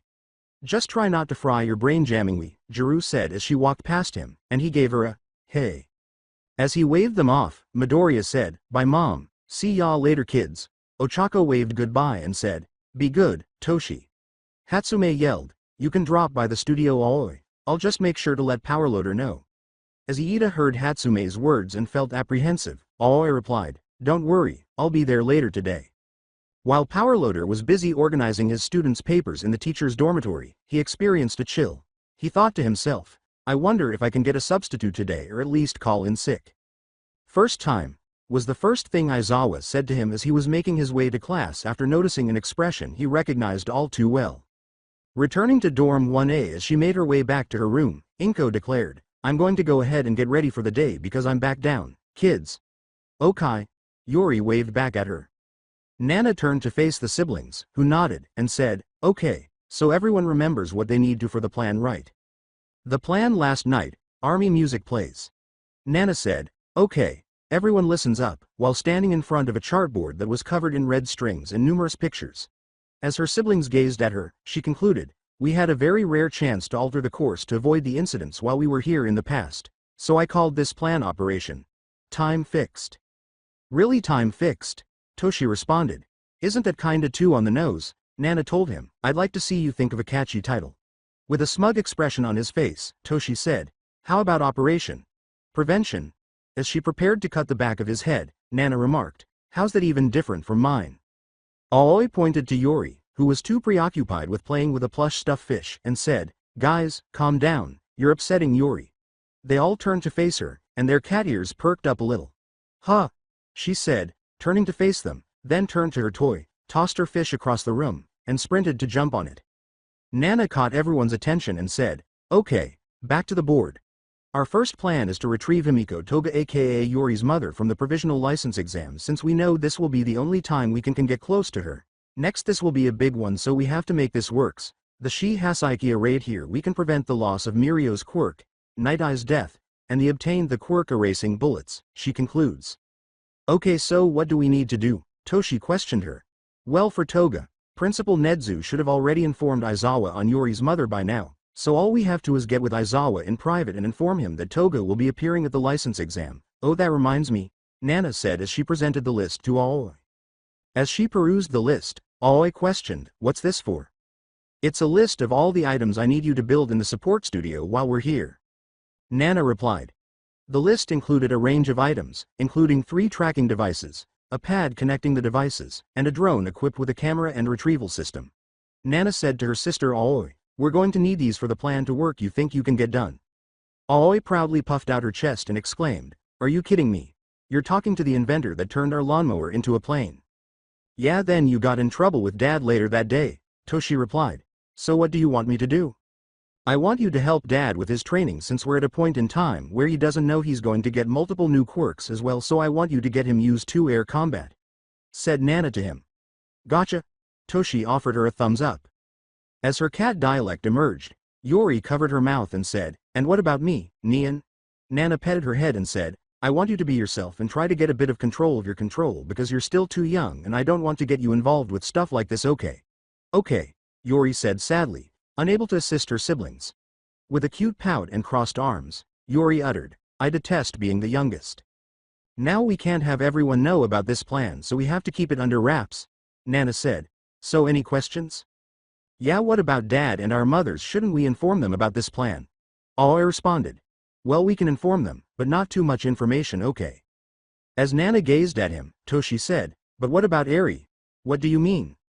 Well, Dad did say he has great father intuition and even said that he'll rip through time and space to find and protect us, so do you think when he runs into her he'll recognize that she is his adoptive oldest daughter?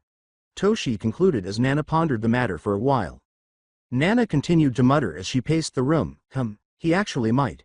Since we're here, Father has already acquired Father's intuition, and when he sees Eri, he would see a scared little girl that needs help and soon will feel the need to protect her from danger, and once he finds out she has no family left, she said. Aoi turned to face her brother and said, and off she goes. Well, what's your plan if it does happen since you asked her? She asked, gesturing to him. With a piece of paper and a pencil in hand, he said, well, if he does take Eri early, Overhaul could try to have his henchmen or even the League come and steal Eri away by undercover, or might even do a whole raid to get her, so let's plan around their plan if they do a plan like that.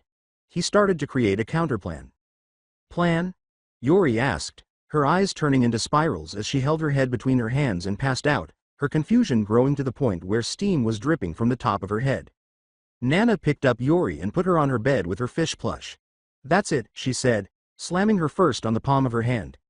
We can. Oh, I see you already thought the same thing. I did good, she added. As she prepared to go to bed, Nana concluded, I can say that this planning session has gone well, so if that's it, time for bed. Yawn. With a seriously expression, Toshi and Aoi watched Nana drift off to sleep. Now. Yeah, we got it, so we'll start later today, Toshi responded. In the meantime, let's get spoiled by Grandma. Yeah, yelled Yori and Aoi. As 1,000 ideas flooded her mind, Nana said, okay. I wonder if she'll be okay with a few pranks I can do around her in the dormitory. Airport. There were a lot of people in the terminal hurrying to board their flight and others disembarking from their existing one. One such person was Melissa Shield, who was wearing a red blouse and khaki pants and carrying a backpack when she stepped off her flight from my island. As she walked through the airport, she said, Uncle might inform me that someone from UA should be picking me up, so I should go down to luggage to get the rest of my bags. Melissa arrived at the luggage area and picked up 2 suitcases, one of which held her clothes, toiletries, and other belongings, and the other contained her notes and blueprints on various inventions and research. It would have been a waste to abandon my lab research, so I'm happy the Academy allowed me to keep it. I worked on it for months. Melissa quickly frowns upon realizing that she is now alone in the world and no longer on an island with her friends. No, I'm not alone. I'll be with Uncle Might, Deku, and my other friends soon, she thought as she walked to the airport entrance, shaking her head to clear her mind. Melissa saw a sign with her name on it as she went down the escalator that led to the entrance, but the person holding the sign was very short and had a tail. As she walked up to him, she noticed that he was dressed in a business suit and had a scar across his eye, like some sort of animal. She asked him, hello, I'm Melissa Shield. If I may ask, who are you? As he put down the sign he was holding, Nedzu remarked, yes, what am I? The animal asked, am I a bear, a mouse, or a cat? Who knows, but all you need to know is that I am Nedzu, principal of UA. As they made their way to the exit, she remarked, I assume you're the person Uncle Might mentioned would come get me. Quite right, and I'm also here to inform you on your situation at UA, so why not kill 2 birds with 1 stone? He replied. Now I know UA isn't going to have top-of-the-line equipment like our island, but I can assure you it's better than any normal hero school. He continued. You'll be attending classes for the support course area and you will be staying in dormitory 1A along with your friends you met. Wait, I know Deku and the others are in the hero course, but why am I staying in the same dorm with them? Not that I mind, but I thought I would be with the other kids in the support department, Melissa said, grinning before turning into a curious person as they both went outside. Well, let's just say there's a little bit of a surprise waiting for you, Nedzu said to her. As she looked around, she realized she had forgotten to ask about the surprise and asked, sir, how did you get here? Are we taking a limo or a taxi? Nedzu laughed and signaled his car keys as he said, nope, I'll be taking my car. It was a white 2020 Bugatti Divo with the license plate, plus Ultra, on the back, and Melissa was shocked by what she saw. Melissa gazed at the car and exclaimed, wow. As they made their way to the car, Nedzu remarked, impressed, I'm sure come Ms. Shield we better get going. One of the airport security officers approached Melissa and her bags as she was placing them in the trunk. As Nedzu approached him, he asked, sir, are you the owner of this vehicle? Yes, sir. What seems to be the problem? Nedzu asked. In a severe tone, he informed them, you are parked in a red zone and I asked if you do not move your vehicle I'm afraid I'll have to give you a ticket. Melissa hurried into the front seat as Nedzu said, ah, I see Melissa. Please get in the car while I speak with this man. I apologize for this simple mishap, but I have a special license that allows me to park anywhere I want at any time. Nedzu replied. The security guard said, well, may I see this special license? Then, Nedzu gave him a piece of paper and said, well, certainly, before making his way to his car. The guard angrily remarked, "Hey, this just says, I can do what I want." As he turned on his car, Nedzu said, "Exactly, goodbye." Vroom vroom. Melissa clung to her seatbelt as Nedzu sped off laughing, saying, "Buckle up, Ms. Shield. We'll be at UA before the hero class starts." "Welcome to Japan," Nedzu said as he slammed it onto the highway. Ua Aizawa was occupied napping in his sleeping bag in the front corner of the classroom while the rest of Class 1A was in their homeroom during a free period. While some were using this time to finish their homework, others were talking about the amazing moves they would think of. The Deku squad was gathered around the desks of Su, Uraraka, and Iida. As she sat at her desk with Midoriya standing beside her, Uraraka remarked, "Now that I think about it, I never heard you actually laugh before Deku. Why is that you have a cute laugh?" His face was slightly flushed when she told him. "Well, other thing the time with Todoroki and Iida I haven't actually laughed that often," Midoriya replied to her. As she stared at the boy, Su said, "Wait a second, I find it hard to believe that Todoroki can be funny, no offense Ribbit." Todoroki looked at her and said, "Well, whatever the case, I know you don't like talking about your past, but didn't you have friends that made you laugh or something?" He said, "I wasn't trying to be funny, I was just stating that every time I get involved someone's hand ends up getting messed up." Soon, they noticed that he had a sad expression on his face. No, not really," Midoriya told them, recalling all the times they had laughed. "Well, Izuku didn't have that many friends in middle school, not that I know of." Iida recalled what Inko had said to him. "Midoriya, if you ever want to talk, we're here for you. We're friends, aren't we?" Iida asked. "Yeah, we are friends," Midoriya assured him. Kaminari called out to the group, "Hey Midoriya. I was wondering if you have any advice on my quirk," he said to the green-haired boy.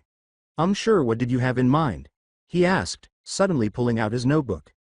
Todoroki turned to Iida as the girls were concentrating on the conversation Kaminari and Midoriya were having. "Iida, I know you spoke to Midoriya's mother," he whispered, asking the engine quirk user, "What did you exactly talk about?" Iida whispered to him, "I asked her if Midoriya had any friends in his middle, and he replied that he didn't."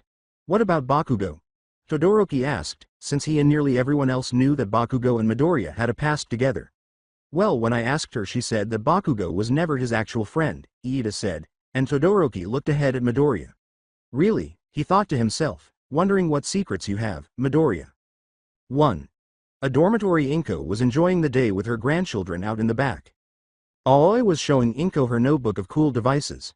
Nana was still in the dorm, and Toshi and Yuri were playing with a soccer ball. As she showed her a picture of a net, Aoi explained, "And this one right here can stop an entire rock slide." She gestured to a photo of a small robot and said, "That's really is amazing. Ooh, what does this one?" "Oh, this just something I'm working. I call it Tiny Hero," Aoi said as she turned the page. "It's a little robot that help with collapsed buildings and rock slides. I can get into tiny cracks and help look to see if anyone is trapped underneath," she clarified. As Aoi fidgeted with her hair in shame, Inko said, "That's amazing dear, sounds perfect for rescue heroes." After noticing that someone was missing, Inko asked, "Where is Nana? Is she still inside?" Aoi shrugged. Outside Bakugo's room, Nana was carrying a duffel bag outside Bakugo's room. She kept staring at it because it brought back memories of her early years. 4 years prior, typically, Nana dreamed of enjoyable activities she could do with her family. In some of her dreams, she would also see Nana Shimura, an OFA user and the person she was named after. In these dreams, Shimura would share her stories of her heroic days, but tonight she was experiencing a nightmare. In her dream, she was in a park she had never been to before and, as she looked around, she saw a green-haired boy standing in front of a battered-looking child. "Father," she said, recognizing her father, who was crying. The 4-year-old Midoriya yelled, "Stop it, Kachan. You can see that he's hurt. If you keep going, I would never forgive you." "Kachan?" Nana turned to see a younger version of a hero. "Bakugo?" she asked, noticing the boy with 2 other children. As he made little explosions with his hands, the 4-year-old Bakugo remarked, "Same old Deku still thinks he can be a hero without quirks. We will just show what happens when quirkless people get involved," he added, as they ran to beat her father. She screamed, "Stop it," as she attempted to separate the boys from her father, but they simply phased through her. As they continued to beat her dad, she was powerless to stop them. Before long, the dream moved to a classroom where she saw Bakugo and her father in their older guises. The older dream Bakugo laughed at her father, who was crying as he looked down, and said, "You know there's another way to become hero." Just pray you'll be born with a quirk in the afterlife and take a swan dive off the roof. As Bakugo vanished and Nana and her father were the only people left in the classroom, the dream quickly took on a darker tone. The dream, Midoriya said, he's right, they're all right. I can't be a hero without a quirk, as she approached the window slowly. When Nana saw her father approaching the window, she was astounded. Don't listen to him, father. You are already a great hero, Nana said, running to him while crying to try to stop him, but she just walked right past him. As he looked down at the ground, Midoriya soon found himself on top of the window sill. I'm sorry everyone, he said, leaning forward and falling. No, no, is what Nana screamed when she saw her father fall to his death. She soon awoke with tears in her eyes and perspiration. She noticed that she was in her room with posters and images of heroes all around her. Knock, her father, dressed for sleep, appeared at the door shortly after. Her father asked her, Nana, are you okay? I heard screaming coming from your room. Is everything okay? With tears in her eyes, she hurried to embrace his leg, unable to think of the right words. As he gently lifted her up and gave his daughter a hug, he asked her, Hey, what's wrong? Nana told him, I had, a nightmare, and she returned the hug. After she slowly nodded, he asked, would you like to talk about? Izuku carried her to her bed and tucked her in, saying, okay, let's get back to your bed and you can tell me all about. As Nana explained everything that had transpired, he said, now tell me what happened. He'll have to investigate that later because his daughter needed him right now, but Izuku was worried about the memory she saw of his. Nana asked her father, who was massaging her head, why was Bakugo being so mean to you? Well, when we were younger Bakugo had got his quirk before everyone else did, and I didn't get my mind till later so I was quirkless for most of my life. Izuku stated to her, honestly he was a jerk who believed that heroes should come out on top and beat up the bad guys. He stated. Nana responded, but that's not what a hero is. Well, then, what is a hero to you, Nana? Izuku inquired curiously. Nana raised her little fist and remarked, a hero is someone who protects and gives hope to everyone and reassure them that everything is okay. Izuku was impressed by his daughter's response and laughed when she said, wow, you really are my daughter, huh? Nana tilted her head and he said, you know, this was the first time I have ever seen you cry, as she laid back down on her bed. Really? Izuku assured Nana that everything was well and proceeded to the door, saying, yep, even when you were a newborn you never ever cried or whined, you just kinda stared off into space in your own little world, complete opposite of how I was when I was a kid. Izuku turned to face Nana as she called him, father, just before he left. As he grinned at her and shut the door, Nana fell back to sleep soundly. I still believe you can be a hero even without a quirk, she said. Now soon after, Nana inhaled deeply and turned to leave. As she kept walking, she remarked, I have better things to do. As she entered the elevator and reached the first floor, she remarked, I have to make sure everything goes exactly accordingly. She quickly reached the first floor and made her way to the back area, where her siblings and grandmother were. As soon as Aoi noticed Nana leaving, Inko said, oh, you are Nana. What was taking so long? I was making sure our room was clean cause they always forget to pick up after themselves. She stated. Aoi crossed her arms and remarked, hey, most of the time it isn't even my fault. Yori was juggling the soccer ball when she said, hey grandma, check out what I can do, Nian. As she watched her accelerate a little, Inko remarked, that's impressive but please be careful. I will, Yori said, still juggling the ball quickly. As she sniffed the air, Toshi asked, does anyone smell something burning? Aoi also noticed it and remarked, yeah, and it smells like rubber. Nana said to them, I propose that we all seek cover. When Nana pointed back to Yori and saw the dark smoke rising from the ball, Toshi questioned, what, why? Soon after, they all began to move slightly away from Yori, who was too preoccupied with the ball. As her quirk began to flare up and her voice became more aggressive and wild, Yori said, oh yeah, I feel it. Just a little more and, she added, as the ball was on fire. Kablam! She yelled as she kicked the flaming ball hard to a tree, completely knocking it down. Since everyone was staring at her, Yori might have thought of a new move. As she hurried to get another ball, Yori exclaimed, that was so cool, let's do it again. After the youngest one totally destroyed a tree, Inko quickly recovered from the shock. Inko quickly hurried in to make sure nothing caught fire after saying, Yori, please turn off your quirk before you head inside. As Toshi went inside to get a bucket of water to put out the fire, he said, wow, I guess Yori came up with another move, huh? While Nana, Aoi, and Toshi all stared at each other. As she kept an eye on the fire to make sure it didn't spread, Aoi remarked, You think Dad is going to be impressed. Nana noted where the ball struck the tree trunk and concluded, most definitely, but Yori will need to work on her aim as well before she can perfect that move. She added, and possibly asked Momo later today for a flame-proof ball, as she observed the now ruined ball. Then Toshi showed up with a bucket of water floating next to him, which he moved to the fire and poured out. Now Yori, you have to be more careful about your quirk when inside. You don't want to accidentally start a house fire, Inko said, as Yori looked down in shame, her tail hanging low and her ears flattened. But I'm another news you came up with a new move, she said, regaining her smile. Yori and Inko also returned with a brand new ball.